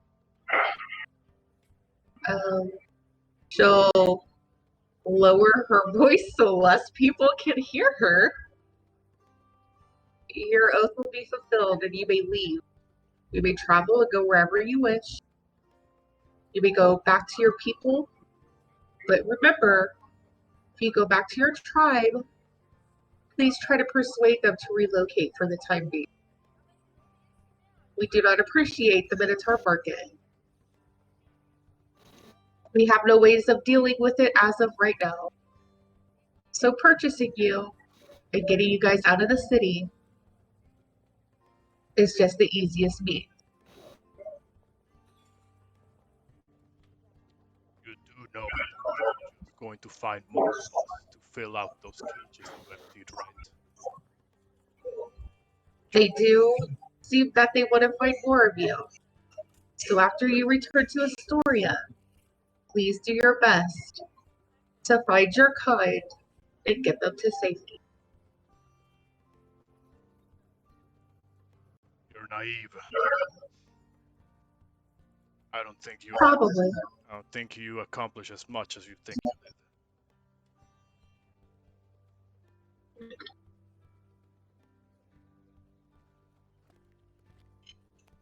I'll take my people. I'll look out.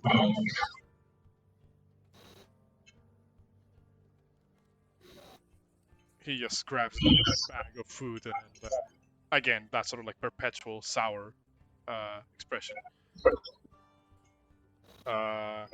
Not really directed at you, seemingly, but rather just kind of general unhappiness of the situation.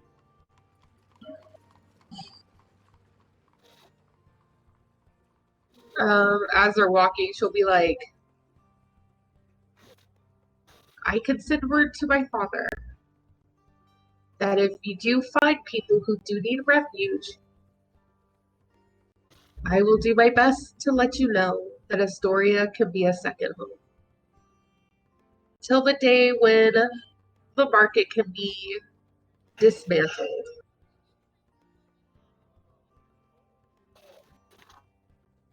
I do not have the power to dismantle it right now.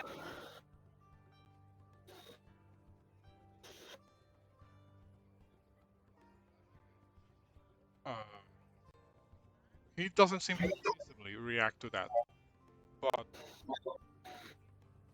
you can tell through his body language that he seems a little bit, maybe at ease. It's kind of hard to tell with a frame like that. And he is still specifically in shackles, right? But I have the keys to him. Well,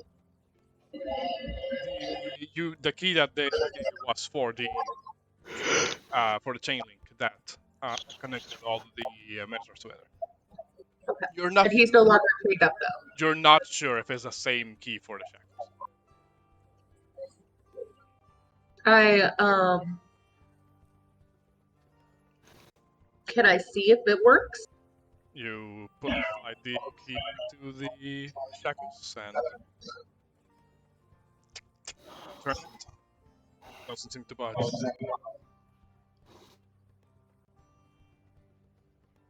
Before you leave Astoria, my father, Pythor, I'll give you a note. Make sure he gets rid of these off of your wrist. And then she'll scribble a note. Hey Dad, it's me. Love you. You're obviously the best dad in the world. Despite your squiggly background, please help remove these cuffs. I want to wish these Minotaurs freedom if they ever show back up in town with family members or other Minotaurs needing refugees, please help them until we figure out how to deal with the market. Love you, all my heart, hugs and kisses, your daughter. He's P.S. drunk. I know I'm not your favorite, but just say I'm your favorite. Here's a pet lion. Name it what you wish. XOXO. He's drunk for sure one night right now. And then she'll fold it up, put it in an envelope, and put her seal stamp on it and hand it to the Minotaur. Like, oh boy, There's no it's a big old. real place that the Minotaur can put this at, considering he's wearing rags, essentially. The best he can do is to kind of slide it up to one of his wrists.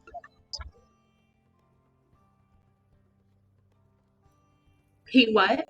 He slides it on one of the shackles that is around his wrist. She frowns. That's the best place he can She put it. She takes back out the note, and on the back of the note, can you please provide them some clothes? I'm running low on funds. Sorry, still love you. XOXO. Ah, damn it. Put on, like I said, slice it into the shackles. So, this one departs with the caravan, I guess, that the collector was sending over to Astoria. Eventually, you'll catch up to the rest of your team in the East Gate. You guys were moving kind of slowly because the guards kind of had to make sure that the Minotaurs didn't step out of line, at least so to speak. You eventually make it all the way to the Eastern Gate. You're basically lying at the exit when Exandri swings by, catching up with you guys. What do you guys do?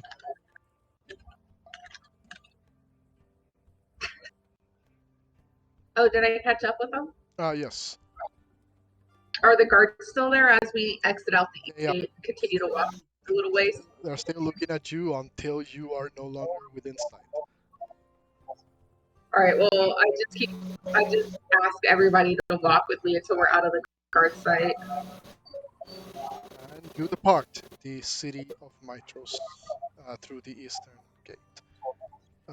Not exactly sure how long will it be till you return, but for the time being, you go back into the heartlands of the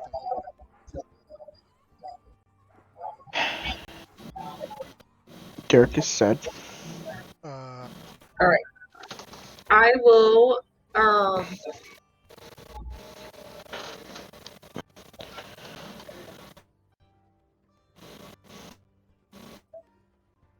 So, now that you're outside of Mytros, everybody, with a bunch of Minotaurs in tow, what do you guys do?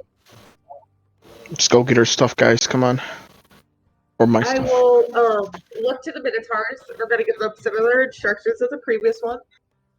To these 7, I am going to see if my key unlocks anything that any of their chains. If you can what? Any of those? Can I unlock any of their chains with the key? The key, you can undo, you can get to a lock that is the, where the chain, is connected to the shackles. It seems, however, it is not the same key that is used to get rid of the shackles themselves. All right, so I at least make it to where they could, not walk single filed. And I will speak to them, and I will be like, I apologize. Your comrade who accompanied me into the city, I gave him instructions to head north to Astoria. Upon reaching Astoria, I gave him a letter asking my father to remove your shackles. Although you guys cannot travel directly with the caravan, I would also wish for the 7 of you to travel north as well. Upon reaching Astoria, I've asked my father, as I stated, to kindly remove your shackles and upon doing so, you guys may be free. Please be wary that Maximus currently has his members out in the world trying to obtain your kind. Hey, Pumo, can you mute yourself, broski? I'm gonna just mute you. Your mic's messing up, so you might want to like unplug it or something. Please be wary that they are still looking for your kind to obtain you guys to put back on the market. As of right now, I do not have the means, the power, or the money to destroy the market. So I purchased you and hoping that you guys could find more of your kind and get them to safety. If you ever find refugees that need assistance, I sent a note to my father asking that he may give any Minotaur refugees a home for now, if they so wish.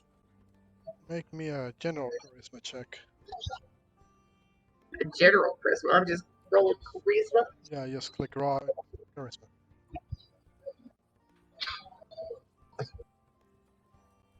Charisma. That's a saving throw. Yeah. Where's my charisma? It's so low. I'm not charismatic. I'm wise. They seem to all have varying reactions.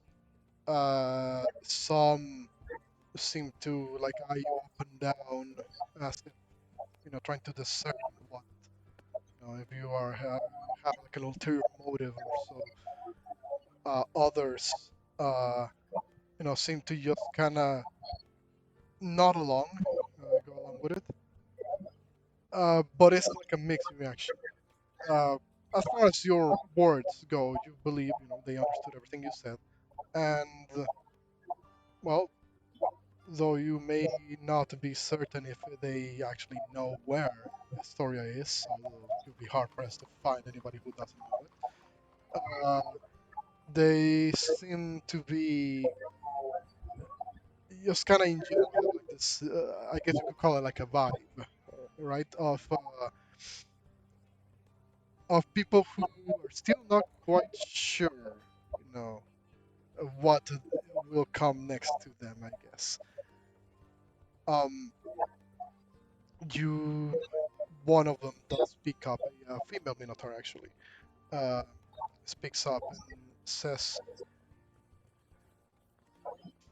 "So, just like that, you say that we are to go over there and we'll be free just like that?"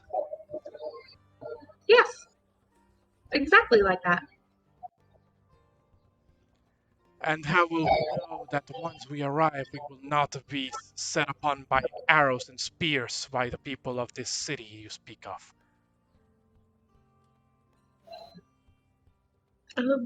Just like this. One moment, please. Do using sending. I use my level 3 slot spells way too much, guys. I use my last level 3 spell slot to message my dad again. Mhm. Hey, Dad. It's Exandri. I bought 8 Minotaurs sending your way. Please help free them. Give them shelter. Don't kill them. I get 4 more words. Time for peace. Kisses. You And send a message to her dad. you hear as a response a very firm tone of voice from Pythor. Unlike most other times where he's mostly kind of jovial, this time it sounds a little bit firm. He says something along the lines of,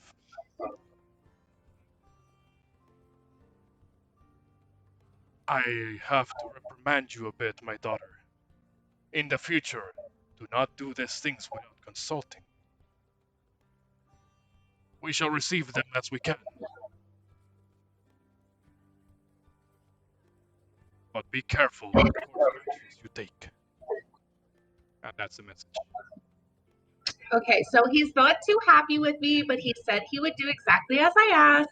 But I need to ask in the future because I just keep sending, you know, things back to Astoria to be freed. He's really cool with it though. He said that he would assist, and once you guys get there, you guys should be good to go. The Minotaurs look at each other. Some of them shrug. Some leave without actually like saying their farewells. They just kind of go. The others just kind of take like one last look at you guys before leaving, and others, like the aforementioned female Minotaur, will say something like,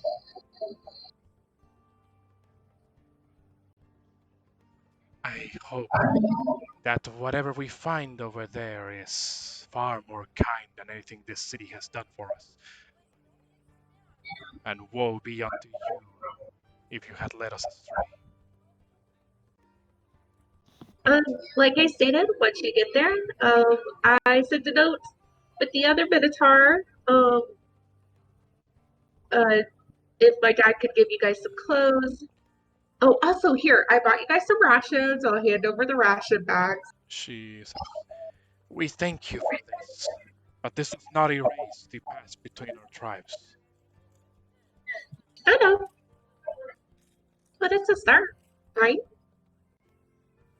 We shall see. Smiley. Please remember, once you are free, it is up to you if you guys search out your own kind and try and get them to safety. No orders, as you will be free of the oath, but just watch your backs. You could stay in Astoria, you could leave Astoria. It is up to you. They kind of look at each other, and after taking the bag, they turn around and leave, begin to head off into the distance. All right, guys. I'm poor as fuck. So, Well, I'm gonna are go you drink. sorry? Is Xantry saying that? Yeah. That was quite the sacrifice that you made for this Okay. Minotaur. No way. I don't have a ton of use currently for my share of the gold that we've been accumulating. I'm certainly willing to give it as much as you need. How about instead, if you're willing, you help purchase a diamond with me? Maybe if anybody else wants to chip in. I've had this spell in my arsenal for quite some time. It's just, I originally thought I would ask Dad, but this city seems to be like it might have more of what I'm looking for. If I could get a diamond, if one of you were to die in battle, I would, so to speak, be able to revive you. How much is a diamond? GA. It needs to be worth 1,000 gold. Not a E. just for clarification, are you referring to the spell Revivify? Yes, isn't it a diamond worth 1,000? No, the diamond. That's the the one that's for dragon. that's for resurrection. Revivify. Oh. Revivify needs a diamond worth 300 gold pieces. Oh, wait, Revivify brings it back to life? Am I thinking of this wrong? It's the drag. It's the you're bonding with your dragon. Well, yeah. It's that one. That's only. Yeah. The spell, the Urge of the Dragonlords, does require like 1,000 gold pieces worth of gold. That's not quite the same as the resurrection spell. Oh, You know, it oh, just kidding, guys. Just 300 gold. 300. Easy enough. And Well, I'll, 300 gold, more gold, so it can And be more than also, 300. just look at it this way. I myself do not need the diamond, so I'm just letting you guys know.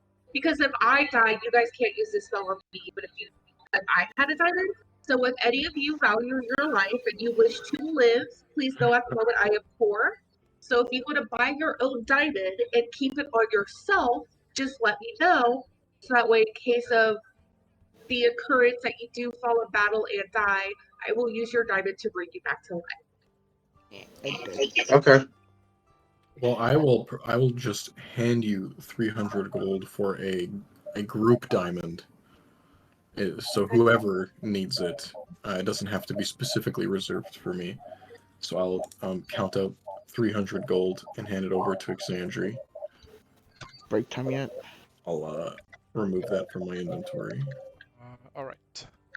So, as you guys exchange money between your hands, and you're getting ready to set out for the Ultros. We are well over to have a conversation, so we'll take Yeah. a quick 5-minute break for you guys to go ahead and do whatever you need to do, and we'll be back to continue. As I pause the. Yeah.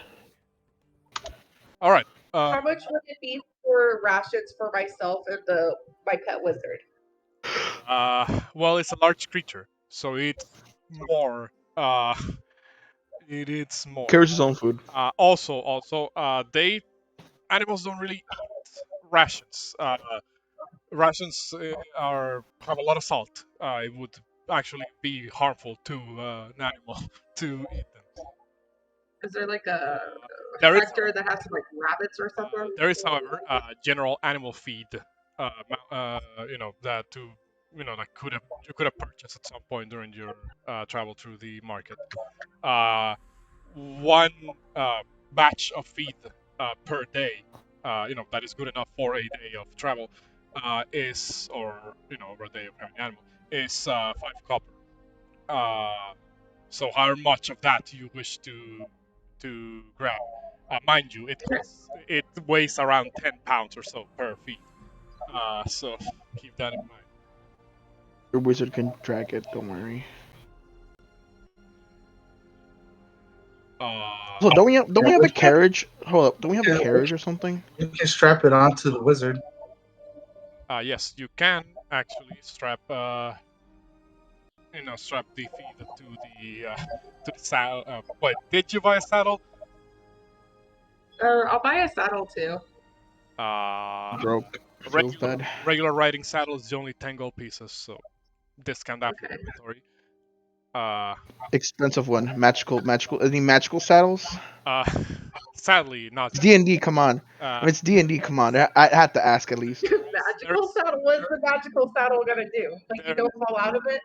There is Yeah. one. There is one magical saddle, but sadly, I'm afraid you're a little bit out of your price range at the moment. Wait. Cassie's so curious. What does a magical saddle do? There's only one magical saddle in the entirety of D&D, which is called the Saddle of the Cavalier. It just makes it so that you cannot be knocked out of your mount against your will while you're conscious. Oh, well, that's pretty cool. And also attacks while mounted on this on your mount that has this saddle. Attacks against that mount have disadvantage. So if I get my dragon, or per se, we get our dragons, we save up our money. How Go, much is one guys. of those? Oh, that's a wonder saddle? Just kidding. Say magical is Look magical, so it will be very expensive. I will save my money up. 30,000 gold. Dragons would be awesome. Now, like I said, we can just say you guys did your other purchases at some point. You guys have been in the city for quite a while, so you had enough time to buy all of this. Can I buy some drinks? Just discount the money accordingly. I mean, yeah, you can. I'm gonna be a little tipsy. I'm gonna be a little tipsy because I'm so depressed. Sad and mad. Discount like 6 copper, Well, actually 8 copper. My bad, from your from inventory. Um, but like yeah, you guys outside of the city of Mytros, basically beginning your departure towards the Ultros. Uh, you travel, so you know, unless anybody wants something else to do in the city, you will be beginning your travel today. Uh, Just saying, guys. I have no bardic inspiration left. At zilch. Also, want to say that I'm missing half of my HP, and my guys, spells are you guys 0. walked. So I'll say you I guys. should just stay here for one more night. You Just guys. one more I'll night. say you guys walked around long enough in the city that it. we really should Uh, depart during the day. Maybe we go. Maybe we go check on Gaius. oh, Just make sure his little church is behaving. I say we burn it. sorry, my mic stopped working for a moment there. I was gonna say, you guys walked around the city long enough that it essentially constitutes a short rest. You know, if you wish to roll, hit die, or you know whatever it is, you may regain a short rest. Not what I do. I'll ask, like, are you guys okay? Like I mentioned before, there's still daylight, kind of. So you know, there's still some degree of daylight for you guys to begin your travel.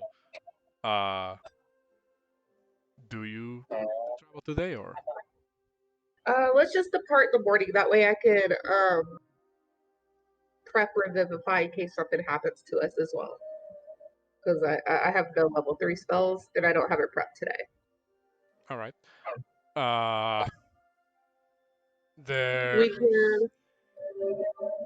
This time around, you will not be offered a free stay at the inn for reasons that well, let's see. Since it has been made very evident that you have money, seeing as you just spent well over 1,000 gold pieces in the Minotaur market, and word travels pretty fast around the city. Uh, yeah, they're gonna be charging you for the night. Can we go back to our one guy that we booked his establishment for the night? Well, yes, you can. What's it called? He is giving you a little bit of a discount. You know, if you stay there for the night. Let me double check. Yeah, but that's only it's only like 5 silver pieces a night. You guys can afford that. Yeah. You guys rest up in the dragon's Den. dragon's lair. My bad. You again very comfortable looking in. You do begin to hear, you know, words, rumors being spoken about. How much was it? What do you mean? How much was it? For the room? Oh, for the yeah, for staying at the inn is just like 5 silver. You guys. Okay. Once again, reminder: 1 gold equals 10 silver. 1 silver equals 10 copper. So, you guys stay at the inn for the rest of the day. In the morning, you get up pretty early, and you begin to head out of the city of. We go get Kyra. Oh yes, my bad. We go get my auntie. You go. And say goodbye to my other auntie. You go to the temple of the 5. Sadly, Queen Valos isn't there in the temple this time around. But Kyra is. She looks at you guys as you swing by. The perpetual smile on her face follows her along, and she says, "Oh, you're here. Uh, do you still have business here in the city, or do you just come by to say hello?" I think we're leaving. Oh, perfect. I have everything ready. Violet isn't here right now. She has some business to attend to. But I will make sure to stay with you guys every step of the way. Well, let's hope that this journey isn't too dangerous now. But I will make sure that if anything does happen along the way, that it is very well recorded. Now, shall we? Of course. Let's. Walks with you guys at the Eastern Gate as you guys depart. Alright, so, important. First day of travel. Who wants to roll that D100 to see if there's a random encounter? Me. I am totally just loving my wizard and just enjoying him, being happy with him. At 96. 69. Room better. Easy. Actually, hold on. I almost accidentally fuck over the measurements here.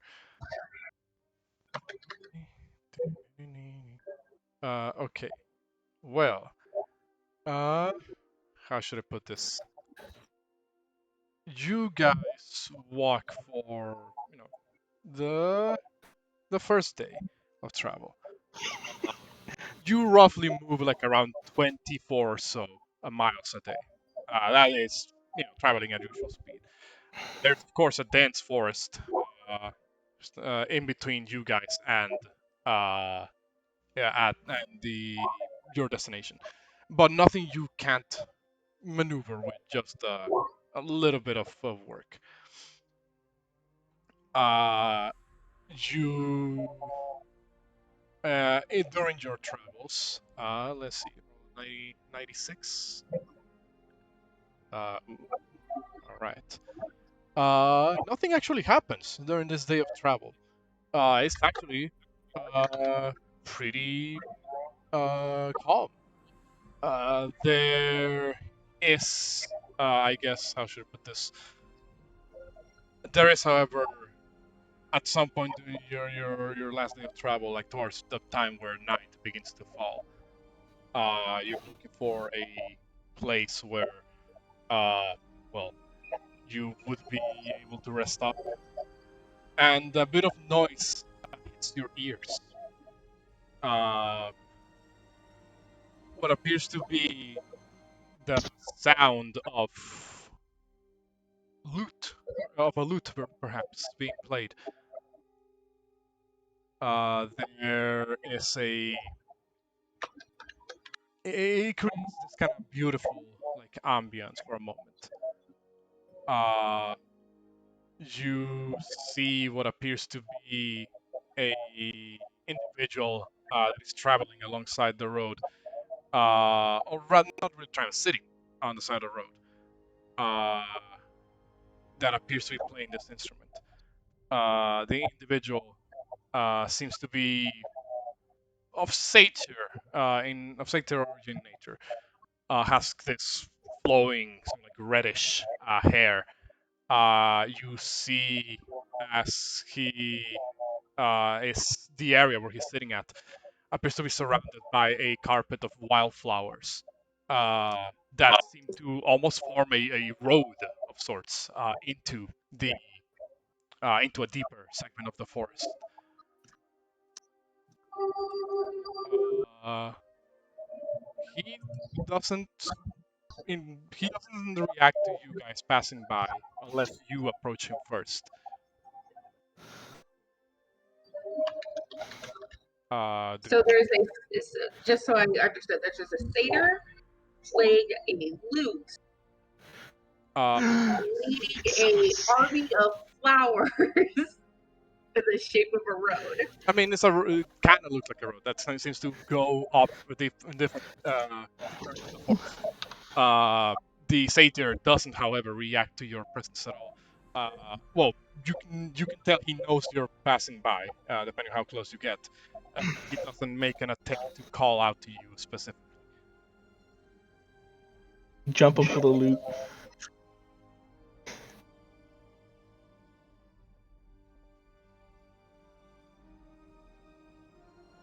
Does he look hostile? He seems very focused on playing his. I will politely send out a greeting. How do you politely greet this individual? Um, I will say, hello there, fellow musician. What a lovely tune you are playing tonight. The individual looks up and actually, oh yeah, I haven't put his token up in the area. The individual looks up and says, "Ah, yes, I suppose it's a really good tune. I don't have the voice for the song, but I suppose I have enough, shall we say, finesse in my hands to perform it. It is your compliment is kindly appreciated." Well, it was very unique.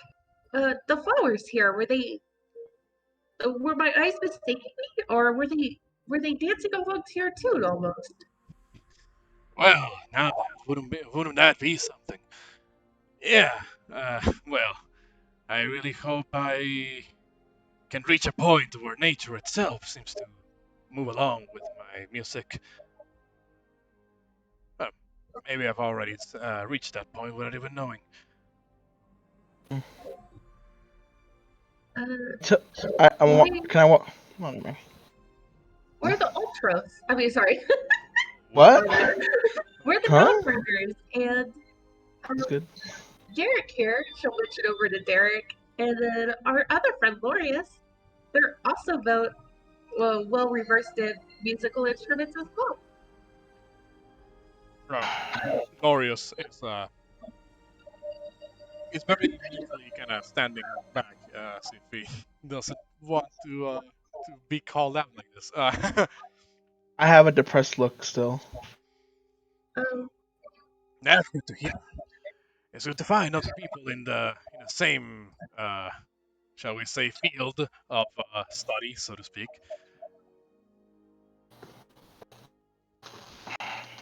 Now, no, go ahead.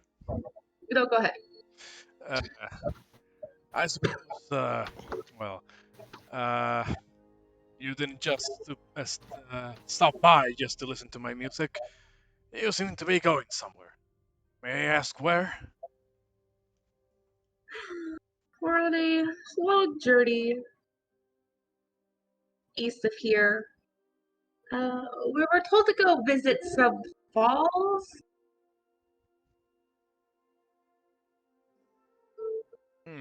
Some falls. Well, can't say I know specifically. There's a lot of falls around here in the Heartlands. Oh boy. The ones that are unalive. Yeah. Oh yes, that's right, Porunga. The Dead Falls. Yes, the Death Falls. Well, not sure why you would want to go there. That place is well known to be a death trap for many, as if the land itself conspires against you. So they say. Uh, Well, thanks for the warning. We'll suppose, make sure to stay on our toes. I suppose you keep heading off to the east and follow any nearby rivers. You'll perhaps find it sooner than later. Oh, but, well, I suppose as an added bonus. Let's see. I have a little thing for you guys. A gift? Not exactly a gift, just a bit of a, call it a tip of sorts. How should I say this? Let's just say that I want from time to time, whenever you guys are feeling a little bit doubtful, not quite knowing what to do, just look up. And, well, you'll know that in one way, shape, or form, the sun is always shining upon you. I don't know, but when I do that, it makes me feel better, I guess. I thought you should know that too. Well, thank you. That was very kind of you. May we have your name? Right. My name is Sephiros. Can Cassie have that spelling? Uh, Sapphire. Sap Heroes. I heard Zapdos, if you want me to be all honest. Cute. Got it. Sussy. That name is Sephiros, right? That's Sephiroth. Sephiroth. Nickname Sephiroth. Wait a minute, guys. That To name's familiar. Xandri's knowledge, because she knows that we're looking for those 4 people who stole the weapons. The 4 winds. Instruments of use. Is his instrument one of the I obviously know that I can't tell if it's exactly the one, but is his type of instrument he is playing one of the instruments that were also stolen, a lute? I mean, He's playing a lute. He is playing a lute. he's playing a lute. I guess you can make me like a perception check if you discern specific. Cassie is also going to go to. Yeah. Can I ask him? You sound so perfect. Your music sounds so good. It feels like you were a professional. Were you part of a band? At some time? That's an oddly specific question. But yes, actually, I was part of a group a while back. We don't act together anymore, actually. But those were the days. Yeah, I think that's him, guys. I think this is him. Is it one of the 4? Are you, Kevin? Are you asking that out loud? I will say but so that means you are one of the 4 wins. Straight up. Well, that's an odd question. Why would you ask that? Because we've actually ran into Boris. Boring. You remember that name? Boring. Boris Boreas. He was very much drinking, so maybe he was slurred his name a bit. I see, I see. Well, that's weird. How is the old chap anyway? Well, we had to turn him into the Bay Folk Authority. The circle. The circle. He's still alive, and he was doing really well. He was quite drunk when we ran into him. He was partying like never before. I see. Well, that's rough, to put it that way. I'm not sure how I feel about that. So we're just being honest with you. We pride ourselves in honesty as much as we can. Right.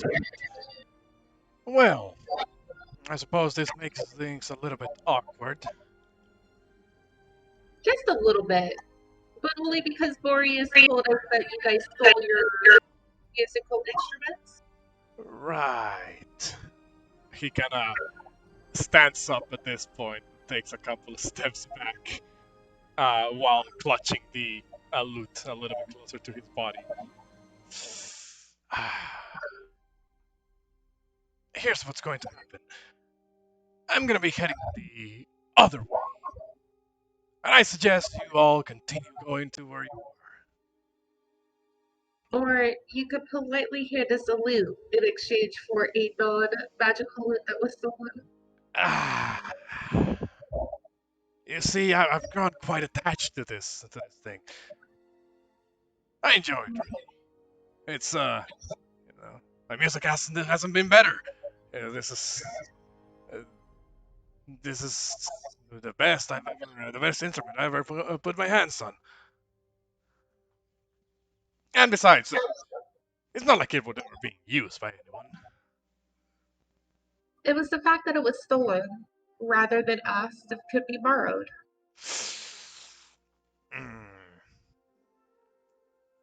I'm not sure. See, the way I see it, nobody benefits or well, really loses out on those uh, instruments being where they were, whereas them being out of where they were, I'll say benefits people greatly.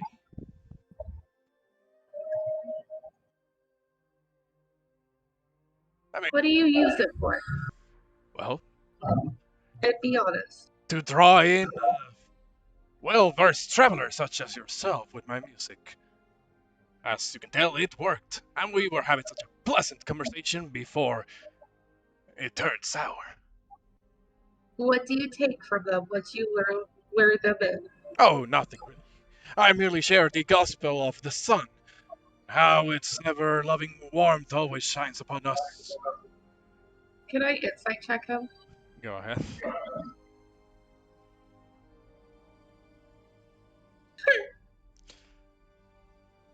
He No, I is don't. very obviously a shifty individual, right? He's what? He's obviously a very shifty individual, right? Much like in the same vein as Florius. This one, however, is shifting a different way. You can tell he seems to be at least partially legitimate about his tale of, yeah, I share the greatness of the sun. Uh, but, you think there might be something else to it than that. I very much apologize, but if you want me to be honest with you, that very weapon that you have stolen actually belongs to my aunt. Kyra is not going to say anything because she doesn't like being addressed as aunt. Uh, Oh shit! Cass specifically, she just knew it was one of her family members.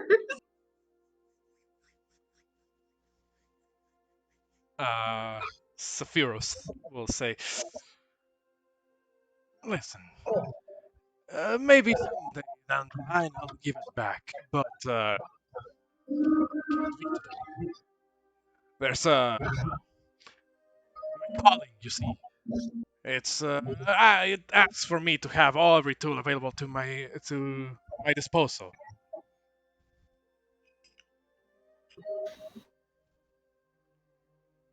I do apologize that you think that way. But as I stated, it was stolen. And can I reach out my hand and cast Hold Person? Well, first of all, whole person's not gonna work, because Oh yeah, he's supposed to Satyr. it's not a humanoid. But when you cast a spell, he kind of sees like the bit of magic, and then when it doesn't work, he kind of begins to run down the path of flowers. You're not going to catch me like that! As the guys pursue. Yes. God damn it. I'll We- take to the Sure, side, I told you, you should just jump them anyway. Come on. We want to capture him, right? Yes. Beat 'em up. No. Remember, we did not kill. She'll get a very sharp glare in Puruga's direction with that one. Okay. Or jump. I didn't say murder him. I said jump him. Jumping You're doesn't mean also not hurting. Puruga. Yeah, to Porunga, not me. I didn't kill I glared anybody at just Puruga, yet. not you. Follow the path of flowers as you chase after Sephiros. I Are they said- also dancing? I forgot. said beat him up and take his loot. So You you beat 'em up, come on. I'm flying though. I fly after him. and eventually you catch up to him in a shrine of sorts, kind of like this stone shrine that seems abandoned. It seems like it has fallen into disrepair, perhaps due to the passage of time.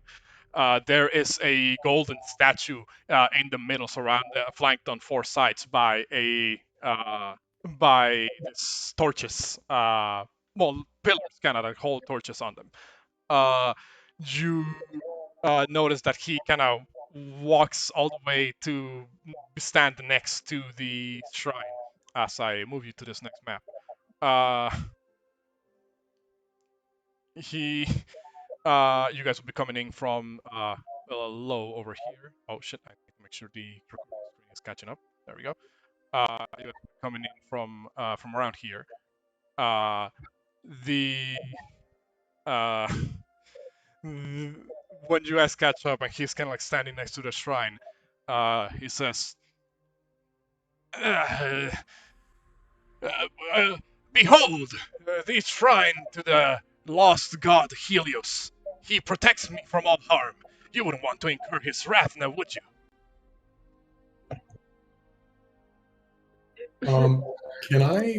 Do I know about Helios? Is that actually like a lost god? You can make me a history check. Yes. Can I also? You can as 23.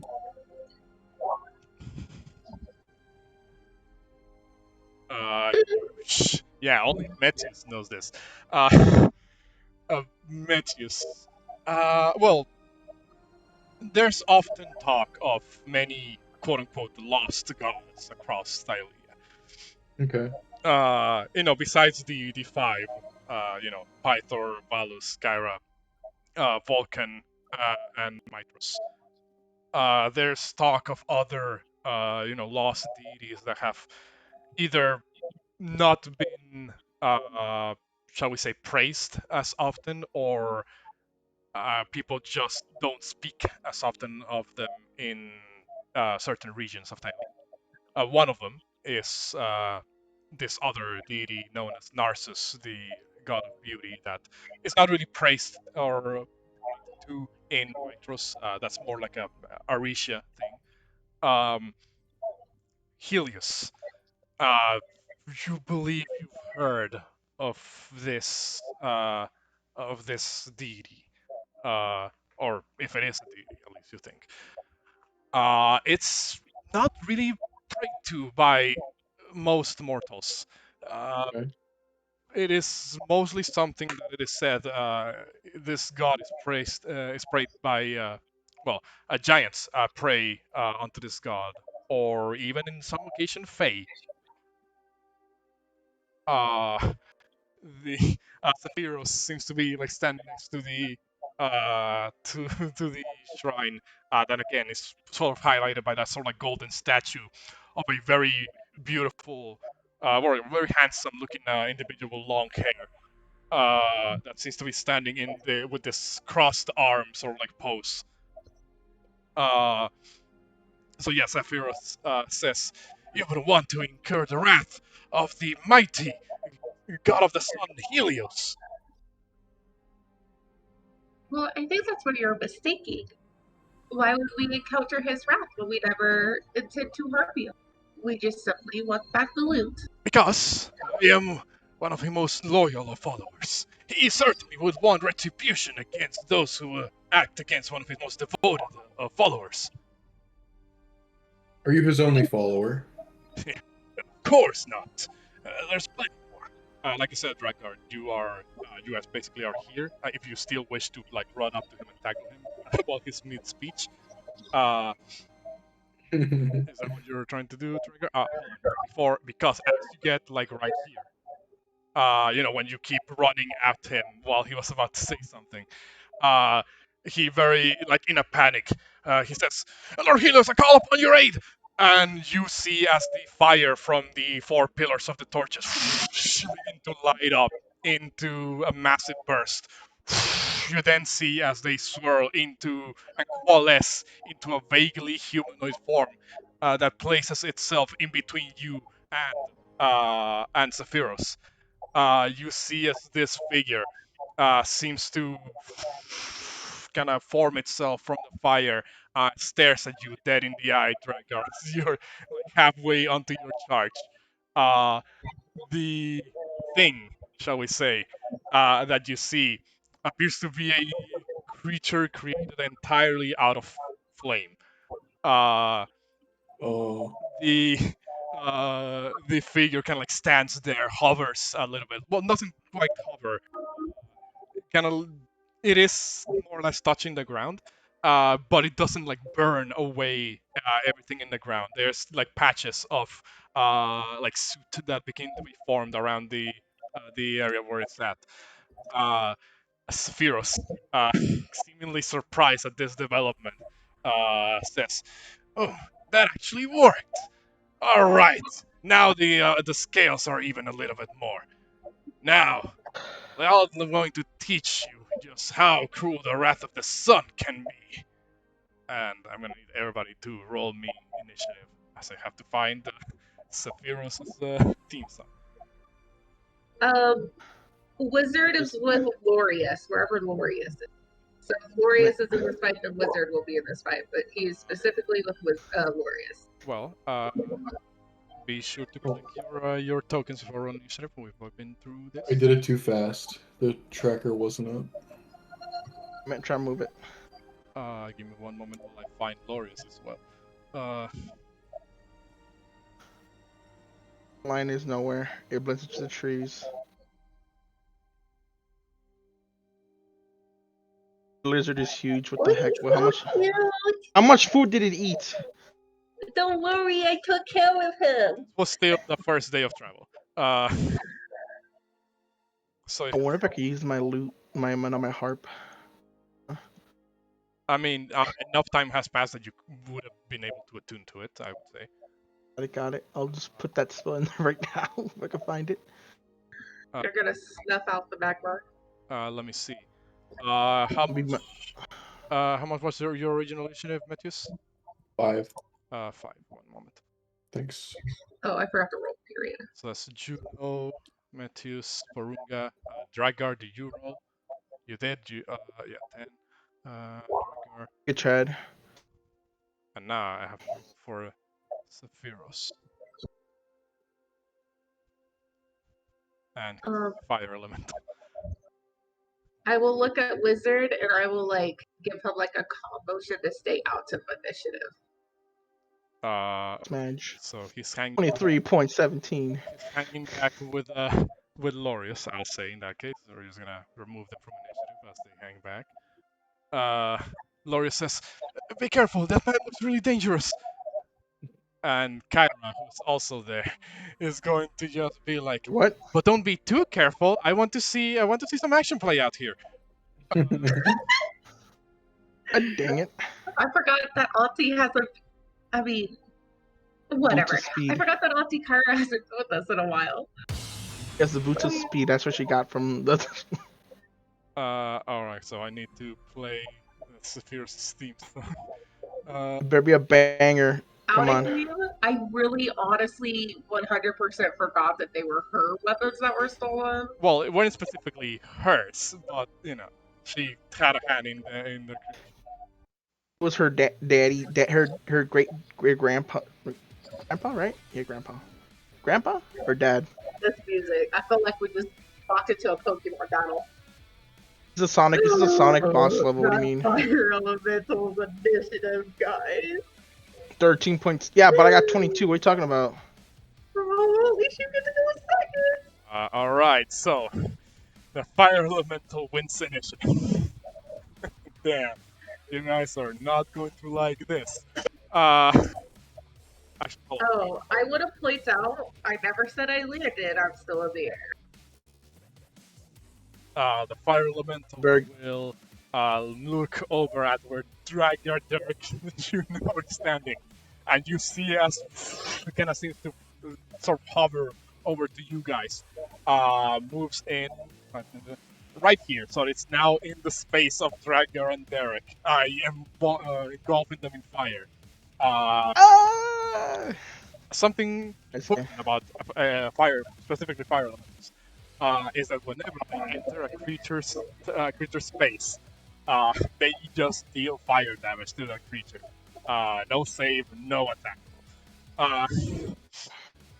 So Drakgar and Derek, both of you will take 8 points of fire damage as the elemental will begin to swirl around you guys. Let's see. Yeah, that is correct. It is then going to use its multi-attack. To I'll ask in a bit then. touch you guys, so to speak. Oh my. So here we go. Let's see on who he does this. I'm gonna roll 1d. What's your Drakgar? I'm gonna roll 1d. Do it. One is Drakgar, two is Derek. Come on, Drakgar, because he's already bald. Don't burn my hair off. God damn it! Derek, you're taking both of these attacks. First one hits, the second one misses. Alright, so. Oh, alright, we almost did something bad. Give us like My hair. the damage. There we go. Take. Wow, that was almost minimum roll. 7 points of fire damage, and now you are on fire. My hair. Why? At the start of each of your turns, you will take 1d10 fire damage. Drakgar, I notice your health is not filled up. You guys had a long rest, so might want to fill up your health. Oh yeah. Yeah, so it's You put at mine all the way 8. back up too. 8 and then what? 7. So that's what? 15. 15. Yeah, 15. Correct. Let me just make sure. Yeah. Fire elemental. Yeah. 2.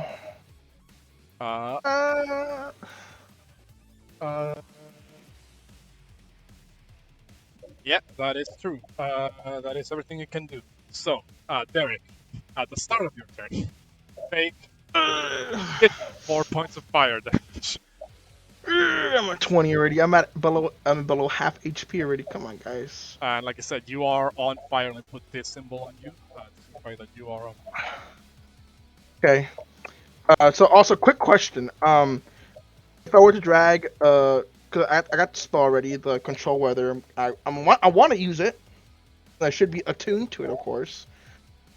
Do I just grab it to any random spell slot I have right here? Yeah, you find it on the companion and click and drag it onto your spell list. I will automatically put it on your whatever respective spell slot it would be. Okay, so I'm doing control weather, correct? I believe control weather takes like 10 minutes to cast. I think. Let me double check that. Fine, I'm still burning anyway. Control weather.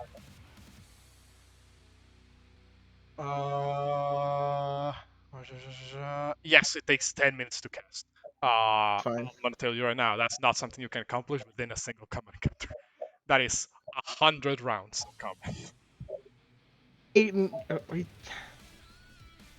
Okay.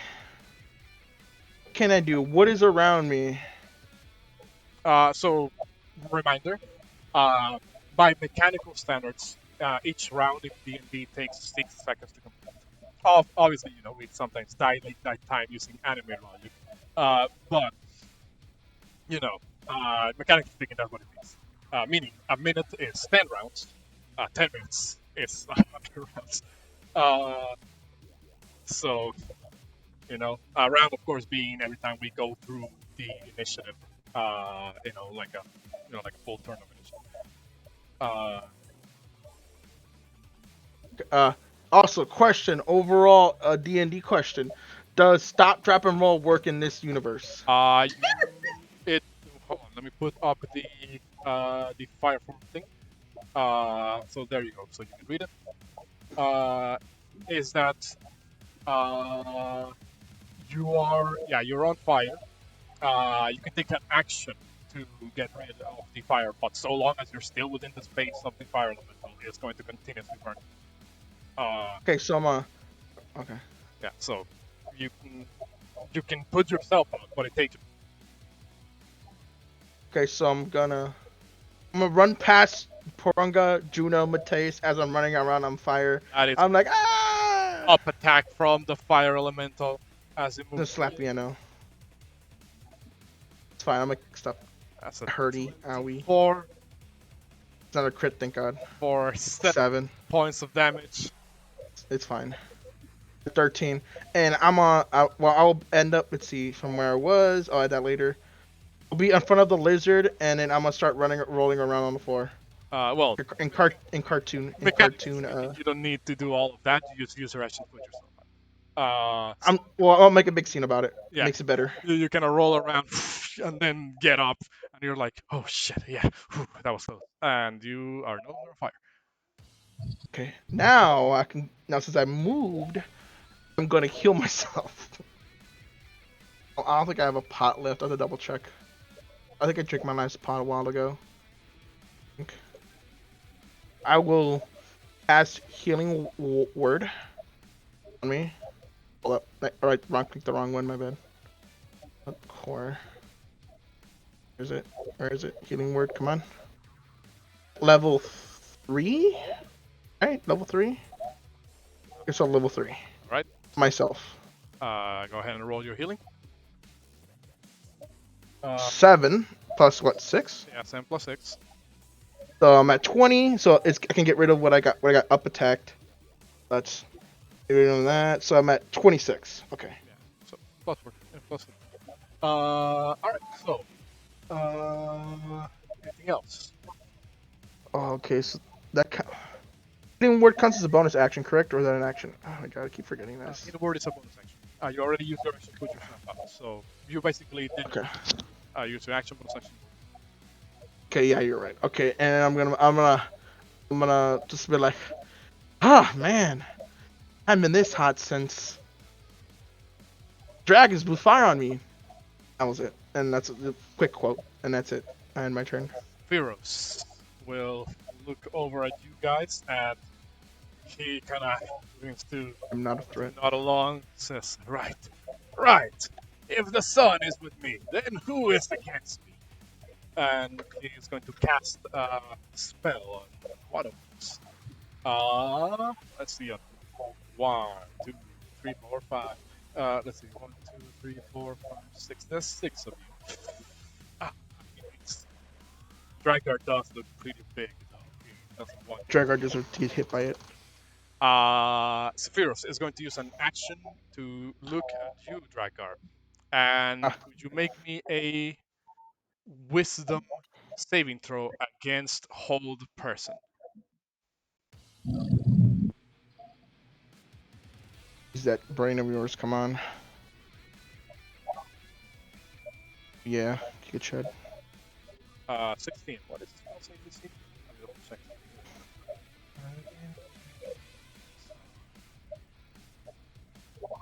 Doesn't say. I think a 16 does make it. So you see as Sephiroth kind of plays on thrums the strings of his knees, and these bands of fire just begin to appear around you. You manage to, however, fight back against your body tensing up while still within the area of the fire elemental. Sephiroth is then going to move away. He is just going to, let's see what's supposed to be. Pretty good. To move. Don't get so cocky. That's move 25 feet away, essentially back into the tree line. I'm giving you all a warning. You better take it, or else we'll see about that. The wizard lizard just hanging back, so either for out of initiative, Porunga. Freeze it. Kill it. Murderer. I'm gonna move up some right here, and I'm gonna use Temptress magic so that way I avoid opportunity of attack. Okay. And I'm gonna move back over here. And I'm gonna twin spell of Ray of Frost. The first one's gonna go to the fire element, and then the second one's gonna go to Zephyrus. Okay, go ahead.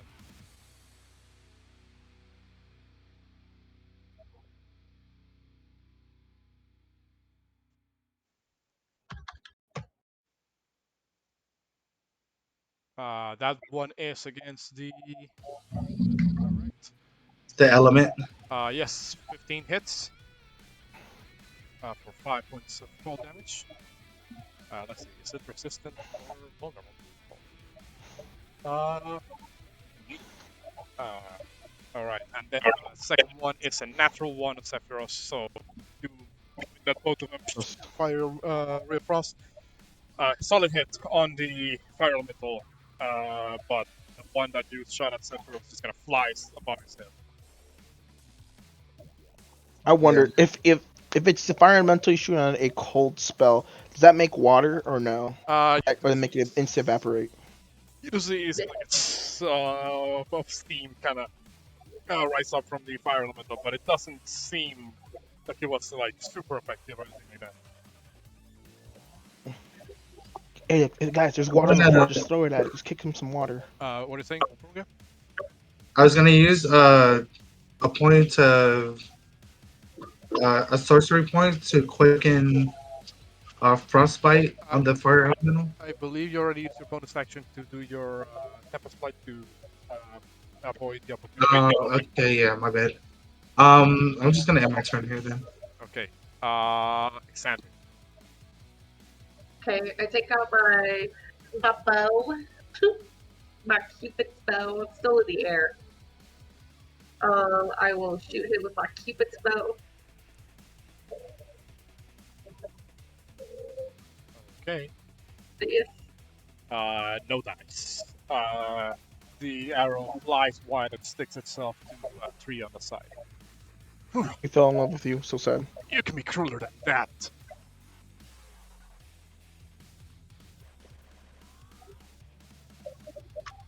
Anything else? I'm flying to this location. How many? Important question. How many feet above the ground are you? Probably 15. 15 feet. Okay.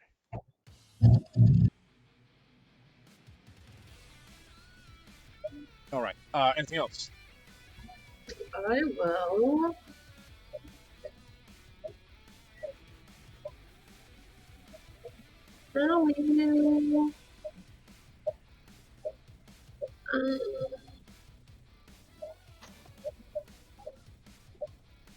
So if my action was using my bow, I can't use a level 1 spell, correct? If it's a bonus action? No. It's you can't cast 2 level spells as your action and bonus action at the same time. Okay, so I can still cast Shield of Faith on myself? You can. Actually, I cast Sanctuary on myself instead. Okay.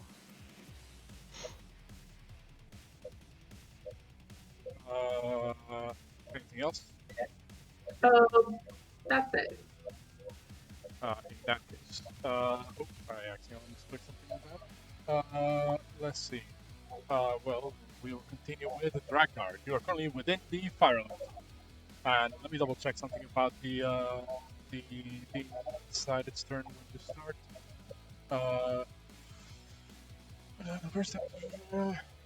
Oh, that means you are also on fire, actually, if I'm reading the feature correctly. Meaning that at the start of your turn, you take an additional 8 points of fire damage.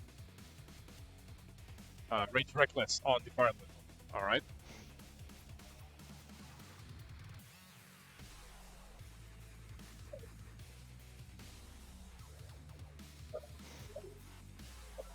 Yes, damage happens at the start of your turn before you are able to rage.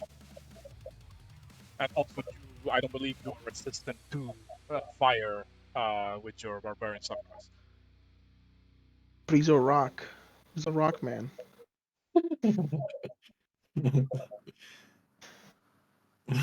I mean, Look. I wish I played Pokemon. Anyway. Rock, fire, not very effective. Come on. Oh, was that a Pokemon joke? Yeah, kind of. Supposed. Yeah. No idea. I thought you were like referencing that dude, you know, from that one movie. Is it the Hulk movie or the Thor movie? The guy who's like rock. Or Big Man. Yeah. Fucking. So. That's funny. 13 on the fire elemental just hits. No way. This is a magical weapon, so it takes full damage from that. Alright. Oof. 16 also hits for an additional 14. Fire Elemental did not like that. But it's still standing. The joke was, remember when I said a while ago, was it your mama rock? Get it? Haha. Anyway. That's where I got the joke from. 2 attacks, Drakgar. You're still on fire, by the way. And still within the area of the fire element. Within the space of fire element. Do you want to stay to end your turn there?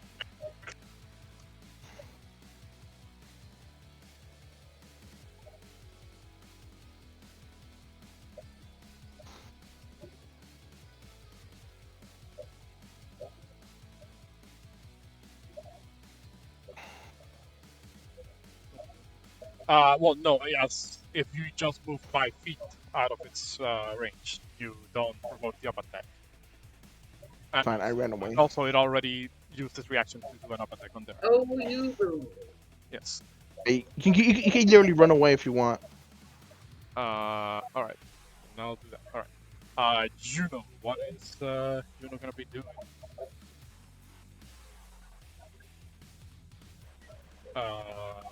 Water staff. Oh. Alright, that hits. That isn't magical. And it's also made out of wood. Ow, you done burned his weapon. Wow. Oh my Wow. He's gonna kill you now.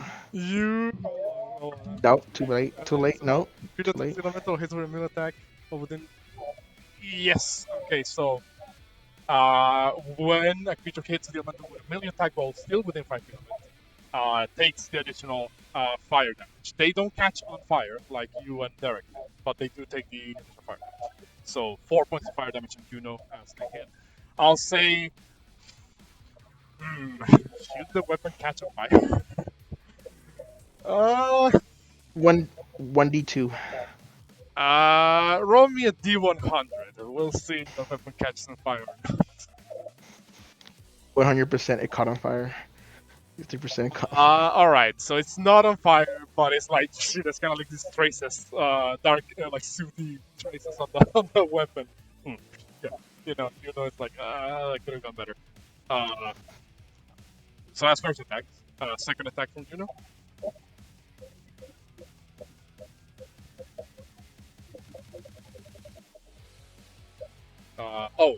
You're moving up to Sam. Well, obviously you don't. You have to start. Let's see. Well, that's 25 feet. Anything else from you?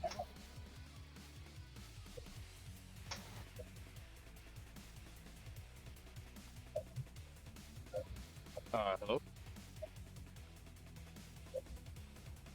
Talking, hold up, you send He's this. typing because his jaw hurts from the surgery. Can I do a dart? You can shoot a dart. You can shoot a dart at Sephiroth if you wish.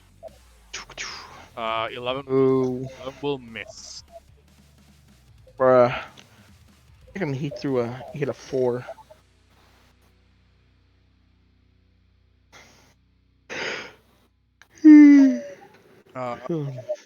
In that case, Lorius is also non-combatant because you instructed him to stay behind with the lizard. Metius.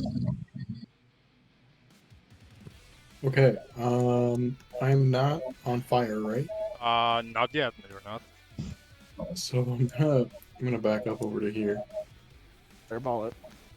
and I'm not gonna fireball the giant ball of fire, Makes it bigger. but I will. And I've had this whole time, and I really don't have a lot of spells. I'm just gonna have to cast Enlarge Reduce on Drakgar. So I take a pinch of iron out of my component pouch and say some magic words, and Drakgar becomes twice his size. And I will end my turn. You should have all your spell slots back. Is that what you were talking about? No, I mean, like, I actually don't have a lot of combat spells. Oh. I feel that. I've got Magic Cleric. Missile. I've got Fireball.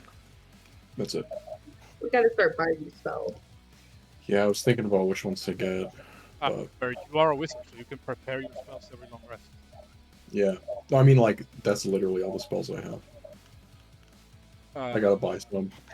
Okay, so you cast Larson Drakgar. The Drakgar is now the same size as the Fire Elemental.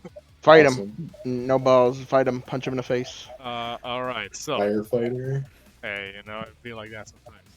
Fire Elemental isn't on fire because that wouldn't make sense. But it does notice that there's a couple of creatures around here. Let's see. Will it continue fighting Drakgar, or will it move on to something Yes. else? Derky. Just a couple of you guys are going after Sephiroth. I'm gonna say this guy is gonna attempt to keep the three of you, Drakgar, Derek, and Metius, busy. So Damn it. it's gonna move. Again, kind of passing through Drakgar's face to be a little bit closer to you guys. I'm Oh trying to no. get rid of this. I'm Oh, trying to get rid of this no. guy. Come on. Is going to roll a d3 to see who it targets. Guard, please. You, Opportunity attack. it hasn't left your threat range, so you don't it doesn't provoke the opponent. I have a question. Yeah. Am I able to? Can I make myself more of a target?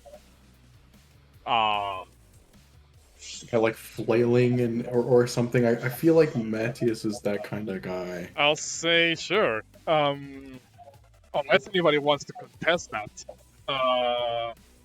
Towards me. Oh, we have two people trying to contest first attention.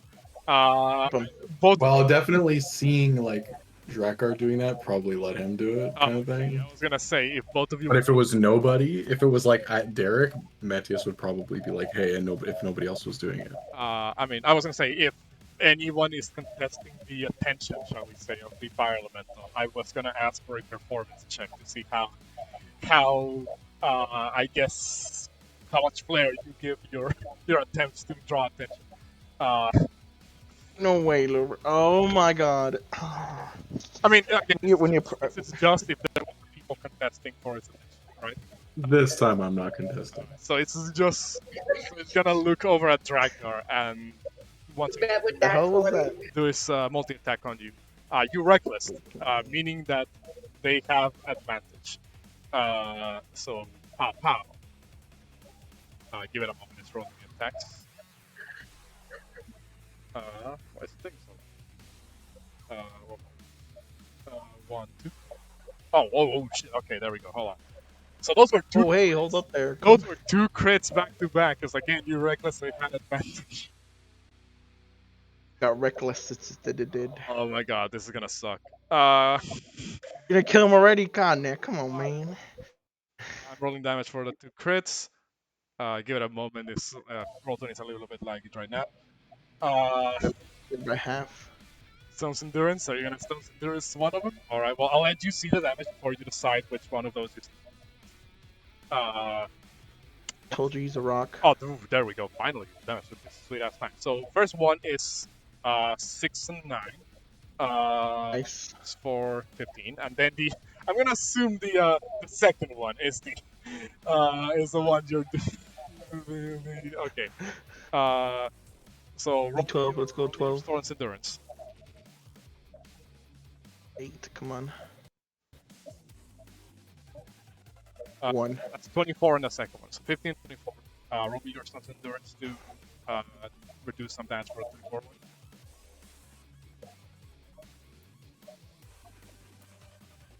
Man, if those hit me, I have 28 hit points total. Your con modifier? How much is your con modifier? I believe it's like a 2 or 3, right? 10. You can say 10. 2, okay. So 9. Okay, so you reduce the second one by 9, meaning you only take the 15. So you take 15 and 15 for a total of 30. Divide that by raging, it's 15. They are because this specific sub class of Barbarian does not make you resistant to fire damage. Unless you somehow are already resistant to fire damage, and I just didn't know that. And we lost 30 HP, what the hell? Hey, that's Kidding. the dangers of fighting people who deal elemental damage. That's it for a fire. Derek.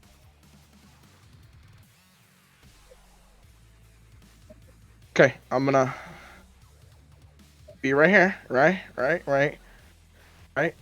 Nobody gets mad at me again. Another thunderclap. Alright. Hey, look, if I he's was not gonna hit wizard, is he? No, because no, Okay. it's only a 5-foot range. And also, Wizard is not there. They're effectively they're like hanging off the map. Oh, okay. there- I think don't show her wizard. if I hurt the lizard, I'm pretty sure she's gonna murder me on the spot. Alright, so roll me your thunderclap, and I'll do the con save for the fire alarm. Where is it? There you are, buddy. Really taking a while for it to show. 9. One moment. Give me a second. Take that 9 damage, buddy. Fails. Takes 9 points of thunder damage. It's paralyzed. Just kidding, it's not. It is not. I wish it did. Can clap your hands together, and there's like this moment where the elemental's form becomes more akin to actual fire than the vaguely like humanoid shape that it takes, and then seems to reconstitute itself, but it's wobbly. It's you can tell you're actually doing damage to this thing. When I clapped, you would see that the light, the electricity coming at me was a different color. I'm still very upset and angry and depressed. All right. The recent transfer. It's like things are changing around me. All right. Anything else? What else I could do bonus. All right, so that was my action. I will just do this. My last one. I will use my bonus action to cast healing ward on Drakgar. All right. Roll me your healing ward. If I use level 3 spell, I can use it one more time, right? Or that part still don't get a little bit. Depends on how many spell slots level 3 you still have. I use that one, so I have 2 more technically. 1 more. I don't know. I don't get it. That part says. Give me 1 more. You're currently level 5, which means you should have at least 2 level 3 slots. You already used 1 to use healing word. So if you use that again, you will have no level 3 slots left. Okay, so I will just use the last one then on Drakgar then. All right, so you use the healing word at third level. So go ahead. You're welcome. So go ahead and roll me your healing word. Yep. Be happy, buddy. Get 11. That's all you get. Points of healing back on Drakgar. Anything else?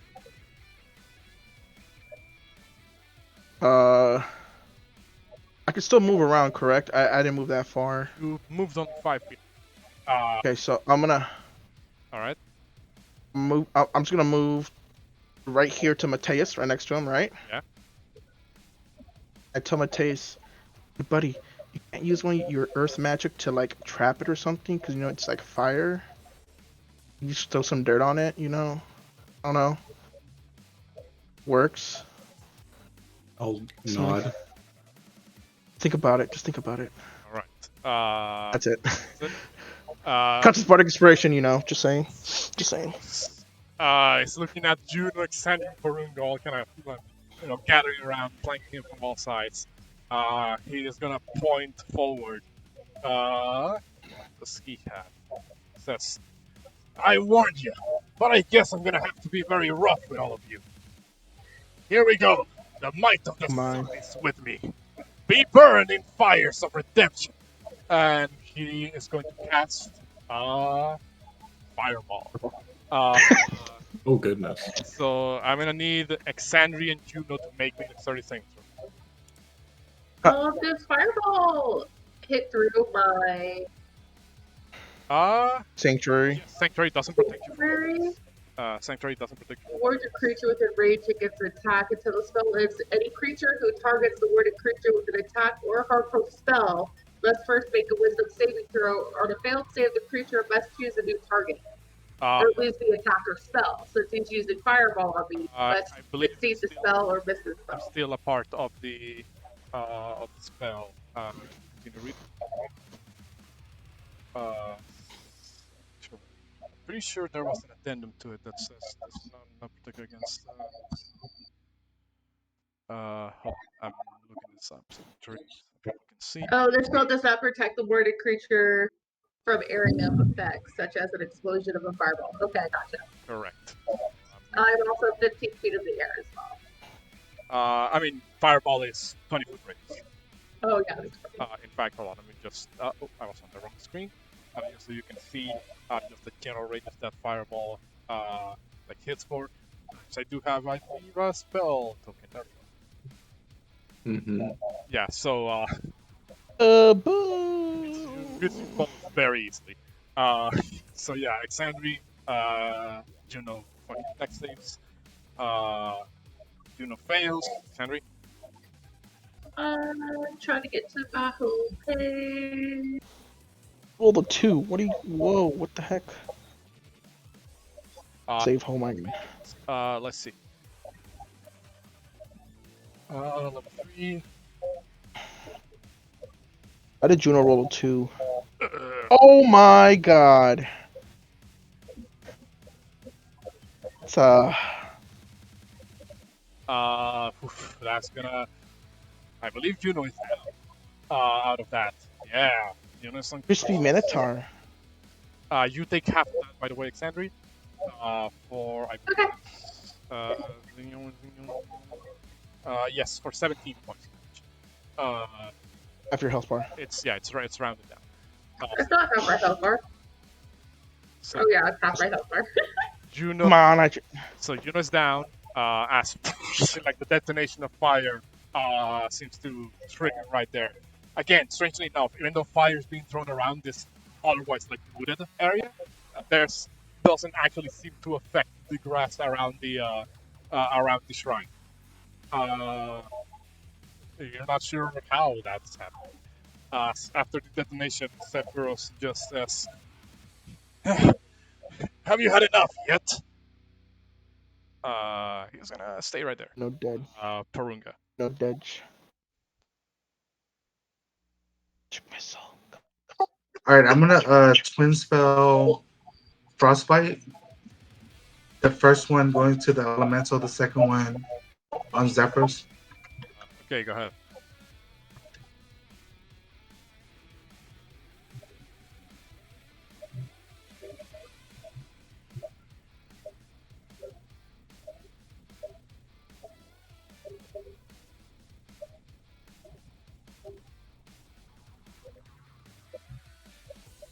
For the okay. So first one at the elemental, second one at Sephiroth. In that case, elemental. And Sephiroth. The elemental makes it. Sephiroth makes it. And I don't think my cutting words would do anything. Hold up. I use cutting words on the elemental. You can. Cutting ward, does that affect saving throws as well?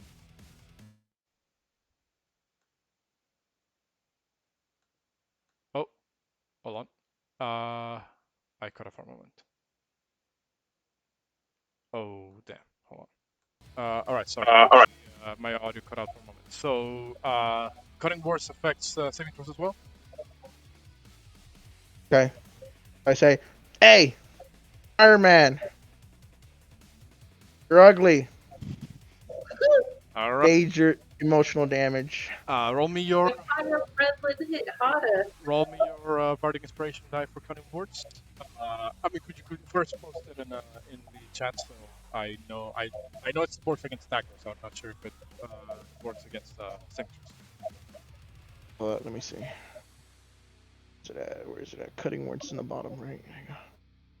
No, you can choose. Makes an ability check. Damage. When a creature that you can see within 60 feet of you makes an attack roll, an ability checks, or a damage roll, you can use reaction for inspiration. It doesn't affect saving throws. It doesn't? Yes, it does not affect saving throws. Well, shit. Oh well. Sorry, guys, I tried. In that case, both of them make it against frostbite. It was bad. Porunga, come on, magic missile, come on. I'm gonna quicken magic missile On who? on the fire elemental, All right. and I'm gonna cast it at level 2. Oh yeah, please, thank God.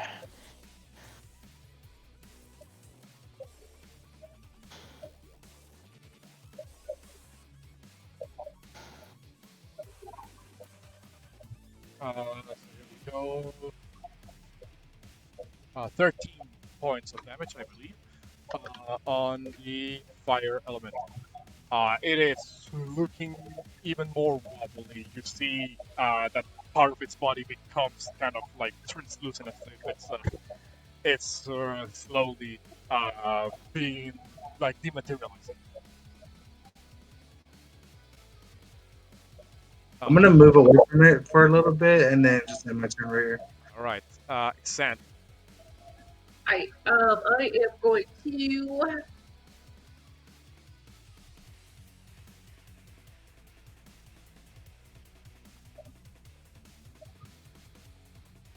I mean,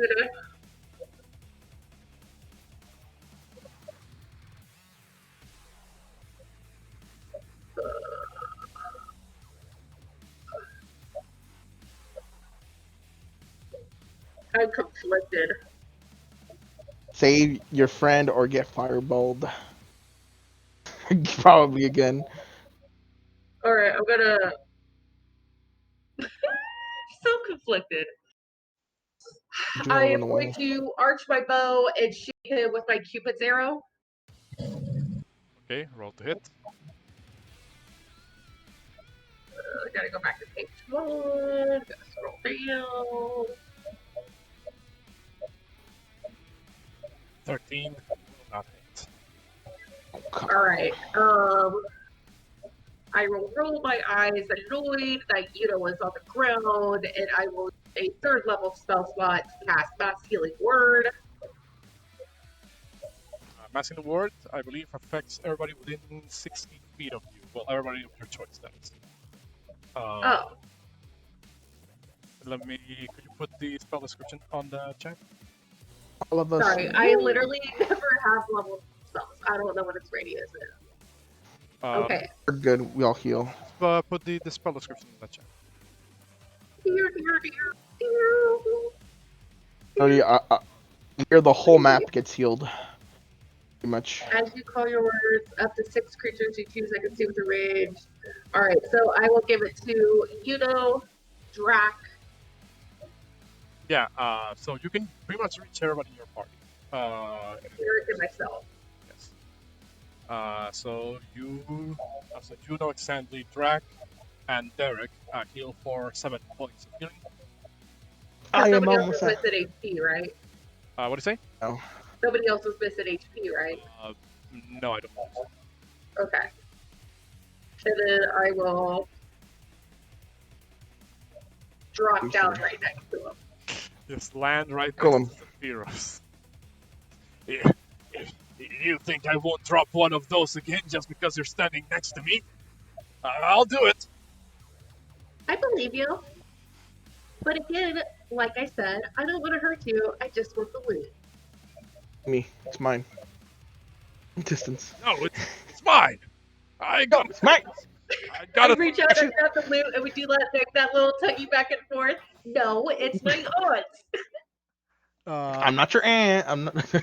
So that's your. I mean, it's not that she's not her aunt. It's just that she doesn't like being called like that. So She's getting mad. so that's your action bonus. You're so old. Anything else, Lieutenant? Old whammon. No, listen, that was my action, bonus action, item interaction, and movement. All right. We're just fighting for the loot. That's what they're doing. It is your turn. Swing your axe. Come on. Never mind. Again. Just rage. Come on. Just say it. Did he rage or did he stop raging?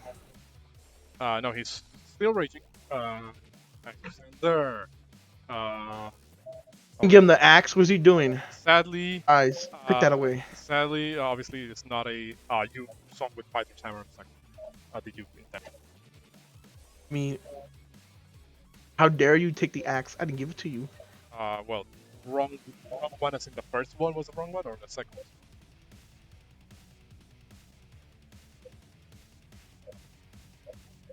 Oh, 5%. Okay.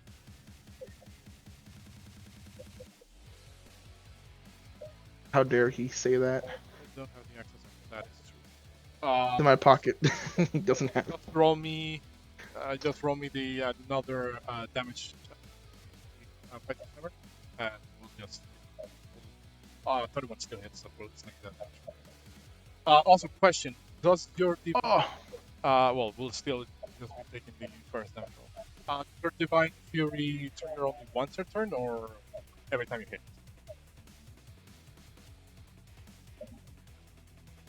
First time. Alright, so let's see that. This one was the first attack. Then take let's see, 20 points of damage from the first one, and then the second one without taking Divine Fury. No, the throne is just in parentheses. It's just if it is thrown. So let me check on the second one. Without Divine Fury, is -4. All right. In that case, yeah. You take a mini swing of this fire elemental. It is still standing, but it's kind of like basically like a sliver at this point. It's kind of looking more like a 2D fire rather than a 3D one. Just say bonus action to spit on it. There's more damage. Bonus action. Well, that's your action to attack. Anything else?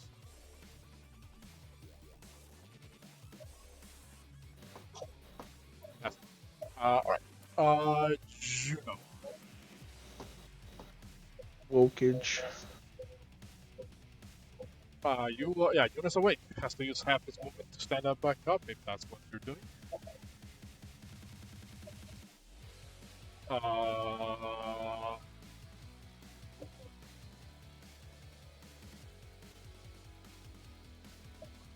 Healing pot is a bonus action. If you have no, I don't want to say healing pot. That's fucking like league terminology. So Spawns. the healing potions, healing potions, I rule those as a bonus action. So he'll drink one. All right, so bonus action, drink a healing potion. I believe that's still a basic one, so that's 2d4 plus 2.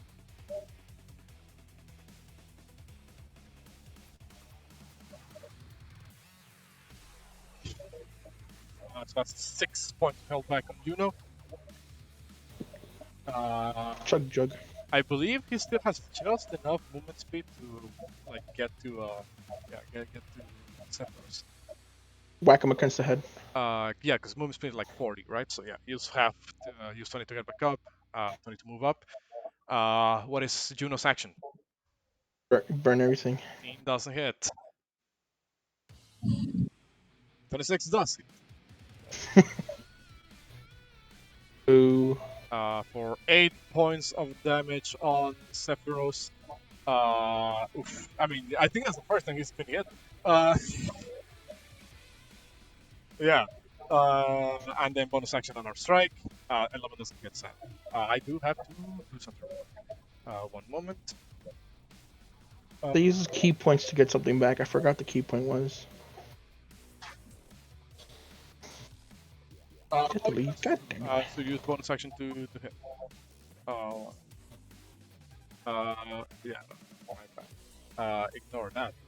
That's a signal. Help us later. That's action bonus action movement. I believe that's EOT for Juno.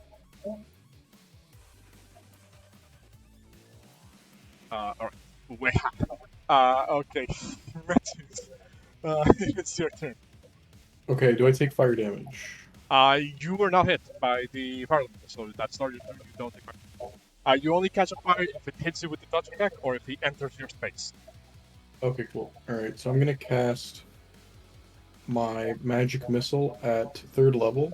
So I should get 5 missiles at this elemental. Like all of them? Get him! Until it's dead, essentially. So roll me your magic missiles. Hold on. Uh, those first 3 missiles are enough to take it down. How do you take it down? There will come out like a shotgun from his fingers and blast a hole through it. So you're just gonna point forward, just like a burst of I guess how many are they? Like 1, 2, 3, 4, 5, like 5 magic missiles, like shoot out from your hand. 3 of them, the ones that like kind of shoot out ahead a little bit first, just seem to dispel the fire elemental as it roars in some form of like almost kind of like strange like death growl as it dissipates. Awesome. The 2 more magic missiles fly out, and I assume you wanted to target Sephiroth. I do. All right, so Non-lethally, I don't know how much health he has. Nope, he dies. I mean, he was just hit like once by Juno earlier, I think. Okay. So Sephiroth gets hit with the next 2 for a total of 5 points of damage. Ooh, I mean, he's not as healthy as the fire elemental, so damage is more visible on him. Kind of hit him on the arm. He's still alive though. And that will end my turn. Okay. Just one more. All right. So, Derek, it's your turn. Actually, fuck, I forgot. Drakgar. Well, I forgot during your turn. You're still on fire. Somebody has put you out. You would have taken 1 point of fire damage. Oh yeah. Derek, it is your turn. I would like to see where's 30 feet. Let me see where 30. I need to get close, but not too close. So 30 feet is where?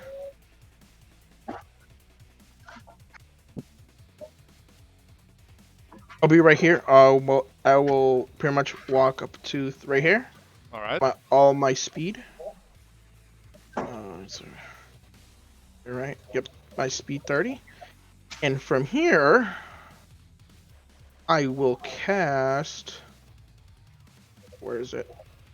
Where's my spells? My bad. Sorry. I will cast. What's this one do again? We'll cast Phantasmal Force.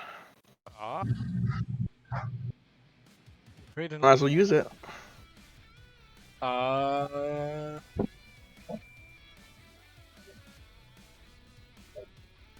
was just reading if this only affected humanoids or not. So, has to make a.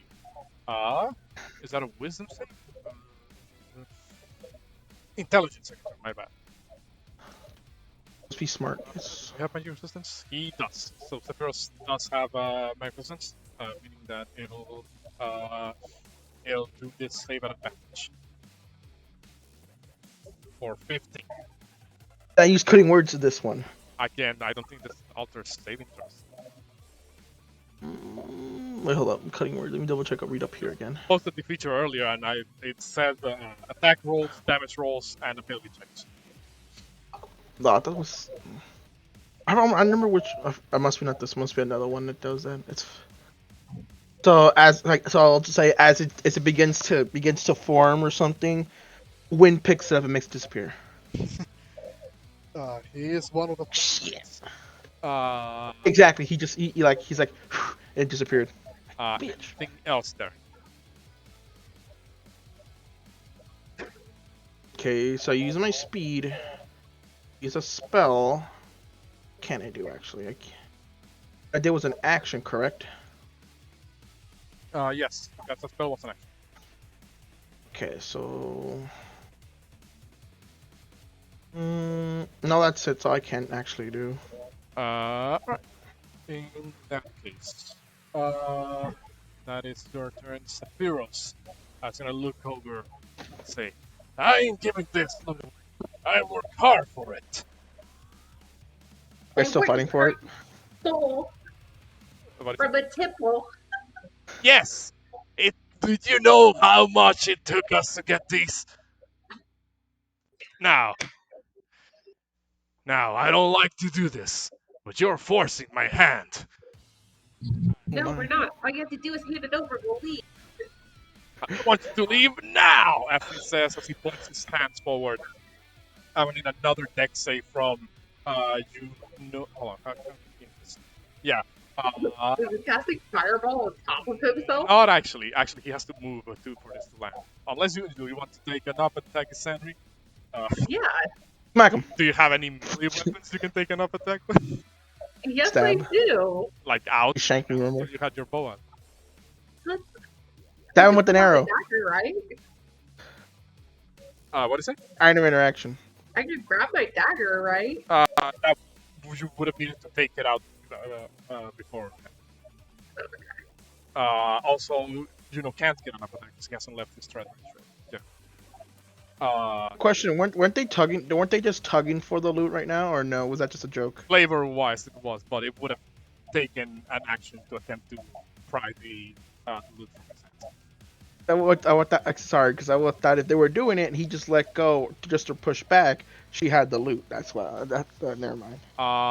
Yes, that's gonna be Been hilarious. save from Alexandria and Juno against Burning Pangs. Oh my god, you're gonna blow up again. It's not nearly the same range as Fireball, but he is casting this at level 2. Oh my god, a literal nuke.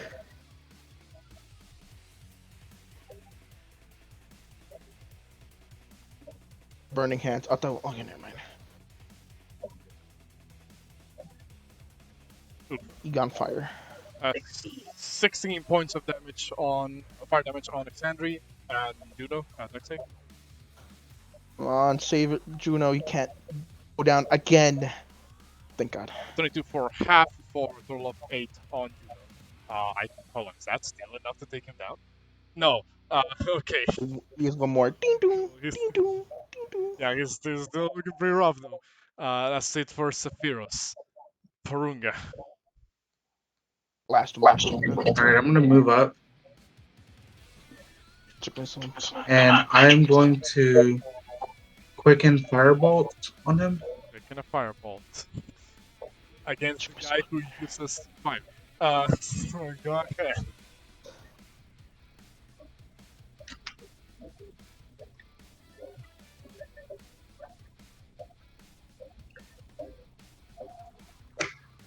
Wow.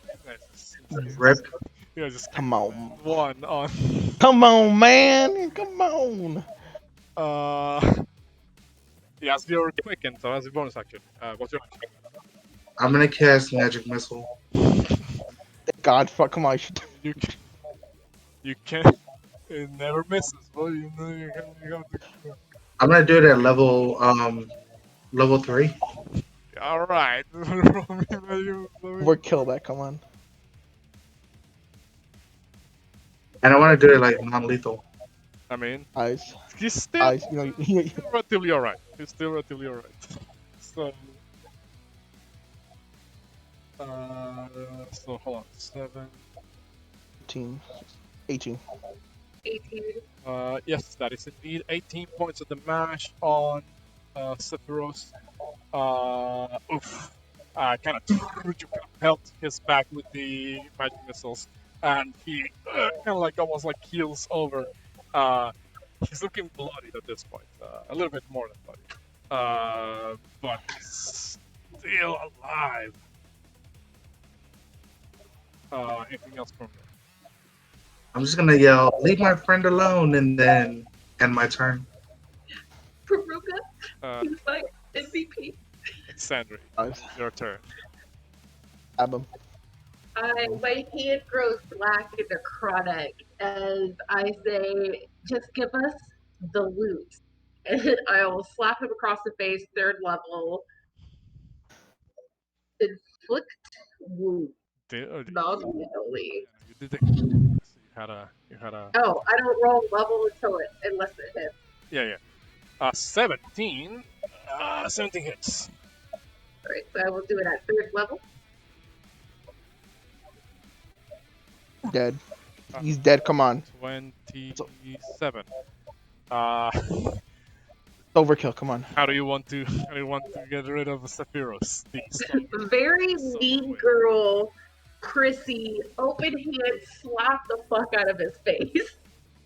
I'm guessing you're aiming for a non-lethal. Yeah, no, it's not lethal. But- For the clarification of the audience, I know D&D doesn't do non-lethal fail takedowns, but this is just my home rule. All right. Anyway, so you kind of shake your hand grows a glow of power, akin to an edgy anime protect.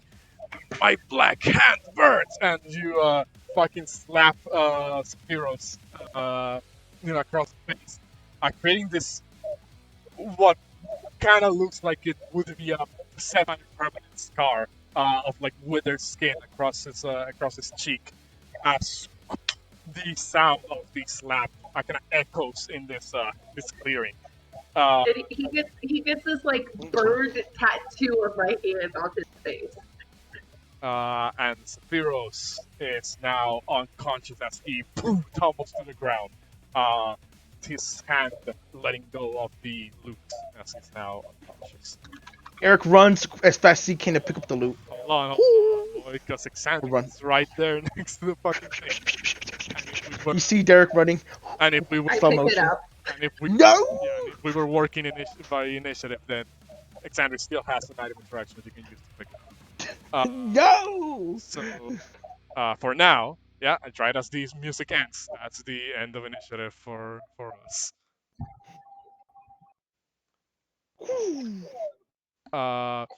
You. Zoom. Hold on, let me Want make sure loot. this music doesn't start up again. Zoom. You Give me loot. have taken down Sephiroth, the Summer Wind. It's Must a be the wind maker. sweet victory. On the one hand, you could have avoided this. On the other hand, this guy was, he hurt you a lot, and your friends a lot as well. I tried charming him, but the bow just didn't want to hit. Because you're getting married, that's why the boat's not working. The bow was like, no, stay baseball. You see as Kyra and Lorius swing by with with the riding lesson. And Lorius kind of gets off and says, "Oh, that was really close. Are you all alright?" I put my hands together and say a prayer and do prayer of healing. Takes 10 minutes. So I know. I'm gonna kick him in the shoulder. he's still out cold. Kick him in the shoulder. I don't care. He's not gonna... Kyra kind of walks up and says, "Well, there goes one more of the 4 wins." Do you know which one he is? Oh, T. Kyra, as I'm still praying.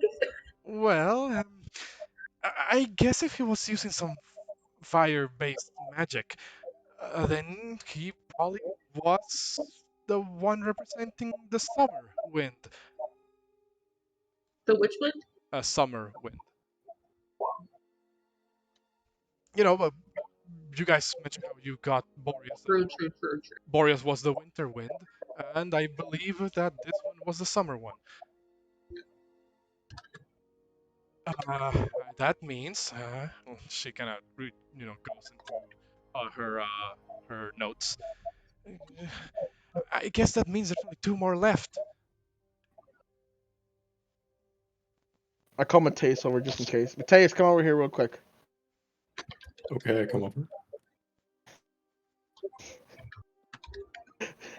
Yeah.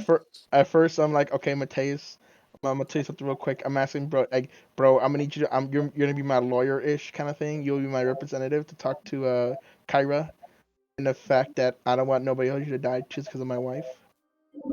Oh, certainly. Then I'm gonna walk up to Sandra saying, "Hey, can I borrow the loot real quick?" I'm gonna present to Kyra real quick, No. including the harp. Are you giving both of them actually over to my auntie? I will ask to inspect them if they were not damaged when they were stolen. Right. No, thank you. I don't trust you. Drakgar returns to normal size. Uh, I will just ask Metius quickly take the harp and ask if the harp was damaged at all, as it was taken. Then ask you to give it back, because I will collect all 4 and become the Wind Waker. I'll be relaying these messages the whole time. Yeah. Alright, Tease, thank you. just kind of listening all of this go down. Says, I mean, I suppose you can have the instruments, but I don't think you would be able to benefit from all of them at once. I think um, I will be the Wind Waker. you can certainly use them. You have the qualifications for it. Just make sure to use them in a appropriate manner. And well, I suppose you could return to the temple once you're done with this adventure of yours. And I tell Mateus to pass on the message saying, hey, just say, I will become the Wind Waker with all 4 instruments. I'll return them safely, of course. Because having a nice nickname in a story will make the pages good and a giant story even better. That's all. He says he will become the Wind Waker, and having a good nickname is good for the story. I heard all of that. Not I'm not sure how you came up with that nickname. I guess these guys call themselves the Four Winds, huh? Well, I suppose it's tangentially related. I'll write that down. And she kind of writes down something in one of her papers. Uh, she, Mhm. she says, "Oh, but is he's not dead, is he?" I kind of looks over at Zephyrus. Uh, he's still breathing, albeit with a permanent like mark in his face. Eventually, prayer of healing is done casting. Alexander, you can roll the HP if you want to. There we go. Everybody gets 13 hit points.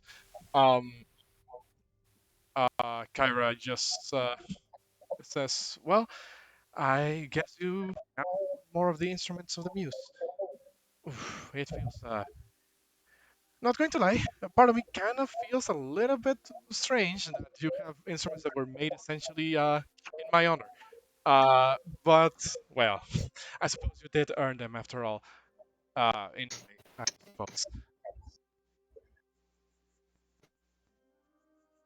I tell Mateus we will return them safely. Don't worry. I just gotta ask King Tilzander to give me the loot, please. This time I'll just like nod and look at them. I believe it. Well, would be down to As my heel goes off, I shake my head no. Because my light masks around us. hmm.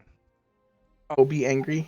Although, what intrigues me is this. She kind of looks over at the shrine of the god Helios. Says, uh, Helios worship hasn't been around for quite some time.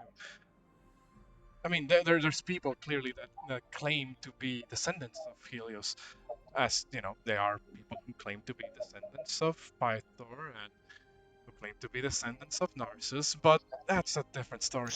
Um, she looks over at the shrine and the golden statue that is like at the center of it. Hmm. I suppose without having the aforementioned Helios around, there's not much we can ask him, right? Was Helios a good god? Um, I'm not sure. Uh, see, Helios, the story of his deeds started not too long after our own did. Um, after we arrived at Thylia, uh, he just kind of disappeared after a while. I remember seeing someone that kind of looks like this man in the statue, kind of pointing at the golden statue, but it was ages ago. They say that now Helios has retired to his own domain somewhere. Can you elaborate on that at all?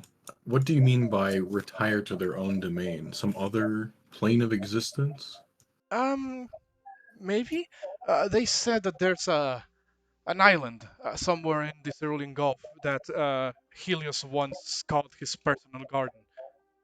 Uh, some believe that he remains there until this day, but others say that the island is but an entryway into his own, I guess you could call it demiplane. Do you know the name of this island? Well, it was ages ago, just called the Garden of the Sun. I know, a very original name. But I suppose it's fitting for someone who claims to be the god of the sun. Um, I'm going to start saying a prayer at the altar to Helios. And in the prayer, we will ask for forgiveness for defeating his fire elemental and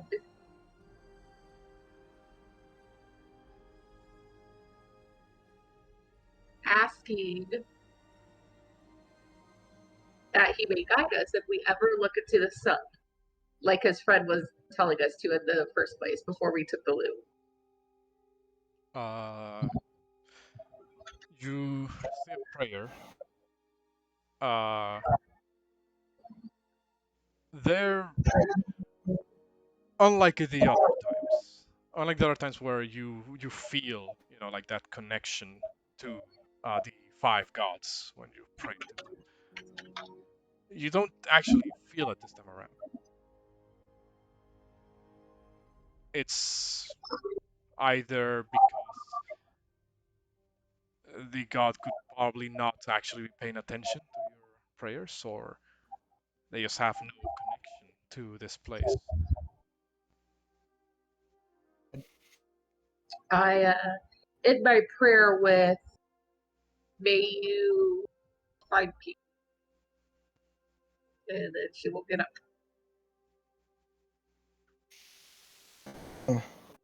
Shit, somebody just let out. But I will dedicate the death of that fire elemental to Helios.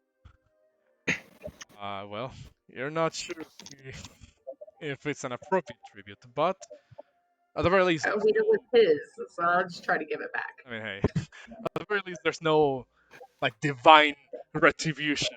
You're not like smited from the heavens by any force. The The forest catches on fire. actually, one moment, please. Hmm. I guess, what is your passive perception? 17. 17. When you're like knelt down, like on the altar with the statue, you notice something towards the base of it. Toward the basin? Yes, towards the base of the statue. There appears to be a kind of like a clay cylinder of sorts. It is kind of long, kind of like around the size that a like a case of sorts for parchments and the like would be. Has a couple of like symbols that were etched into the clay, like seem to resemble, well, like depictions of what would be, I guess, the sun. Like circles with lines sticking out of them.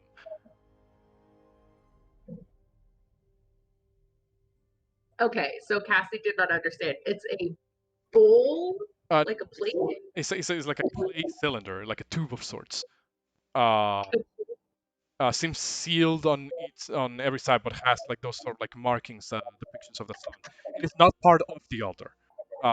Seems to have been placed or left at the base of the altar.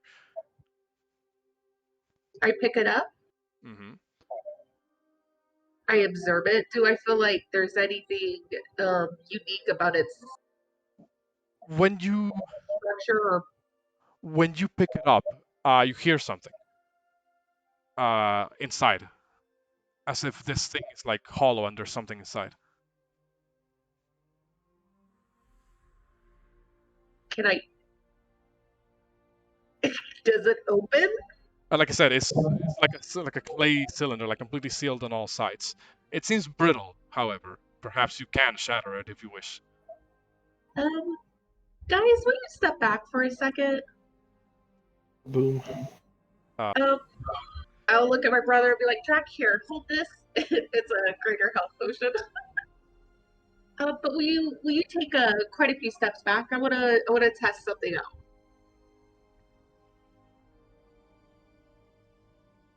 Derek, you might want to step back too.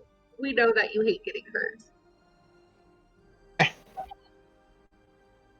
And then I will break it open. You break it open against one of the remaining stone walls of the shrine.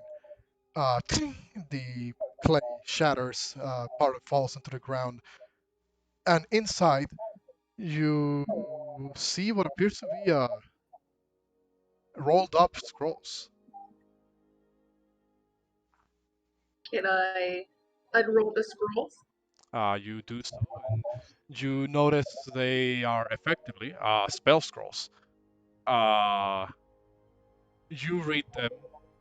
Could you make me an Arcana check to Of course. determine what spell this is?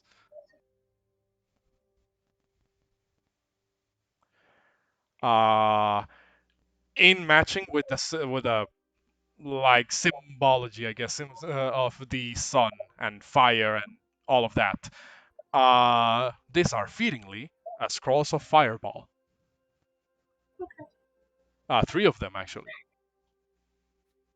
And my character would know that Metius already has fireball, so the scrolls would not be of use to him. Probably. Because he already has it in his spellbook. I mean, you could make that assumption. She will. There's 3 of them, right? Correct. She will close her eyes and just give a silent thanks to Helios. And these will be of great use for future endeavor. And she will hand 1 to Metius, 1 to Porunga, Okay. and then she will hold on to 1. All right. Because we can still cast them straight from the sheet, correct? Yes. Once again, the way I rule it, anybody can use spell scrolls. It's just sometimes when you're not a spellcaster, the results may vary. And they don't take a spell slot from you, correct? No, but once you use them from the spell scroll is gone. Okay. But they still could be a really good tool in our arsenal. All right, so add to your inventories, spell scrolls of fireball. Can I make spell scrolls for my friends to cast? It just takes you a bit of time and materials. Okay, cool. Awesome. You need paper and a pen. That's all you need. Not just that, but like Metius is gonna have us rolled up to the Ultros, and our whole party is gonna cast fireball. Yeah. We're gonna literally nuke the Ultros, and then it just burns out. Like, oh, a new boat, guys. I will, there's rules for like scribing spell scrolls. So hear me out. I think Metius just fixed the Minotaur market issue. Yeah, like I said, there's rules for like scribing spell scrolls. I'm not exactly. I'm gonna have to like read over them in case you are planning on doing that. Definitely. But yeah, you guys have those scrolls of fireball. I would imagine after that you would leave, or what do you do with Sephiroth here? What was that? Well, what do you do with Sephiroth here? Do you just leave him here, or? I pulled over to the altar and I set him up against it, and he is unconscious, so I keep him unconscious, but I will bandage up his wound, so that way he at least you know, when he gets up, he's not as hurt. Maybe could move. Or 6 plus 4. Just kidding. I can't apparently type. Okay. So you kind of prop Sephiroth, like lay him down on top of the altar to Helios. He's still gonna be out of it for a bit. And then I will take out my own. That's really gorgeous, super fancy, super rich. Obviously, my dad gave it to me. We'll set it next to him, and then I will write a letter saying, Zephrith, don't give up on music.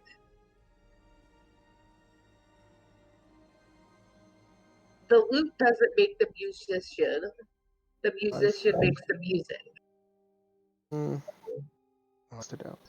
Hope to see you in the future and hear what you become of. Sorry. Hear what you make of. Sorry about the scar, though.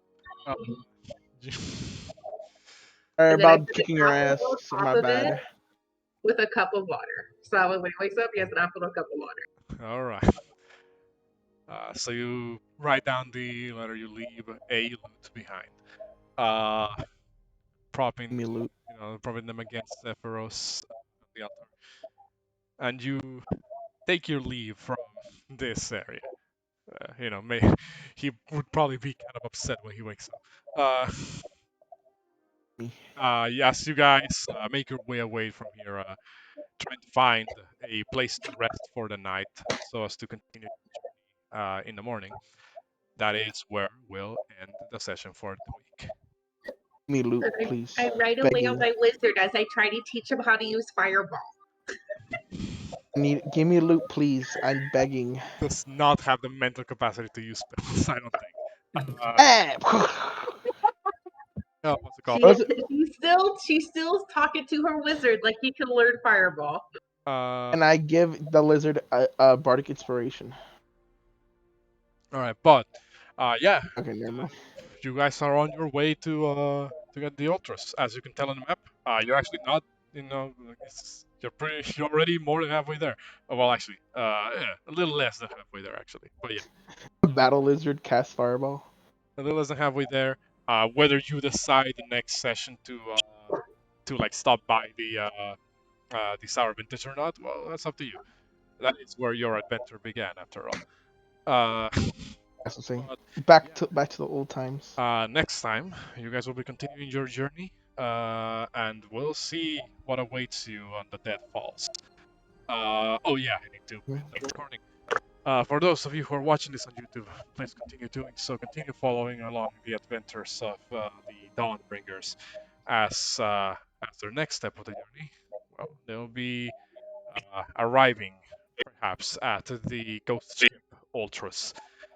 And from there, well, only good things can happen, am I right? But that'll be that for this recording, and we'll see you next time.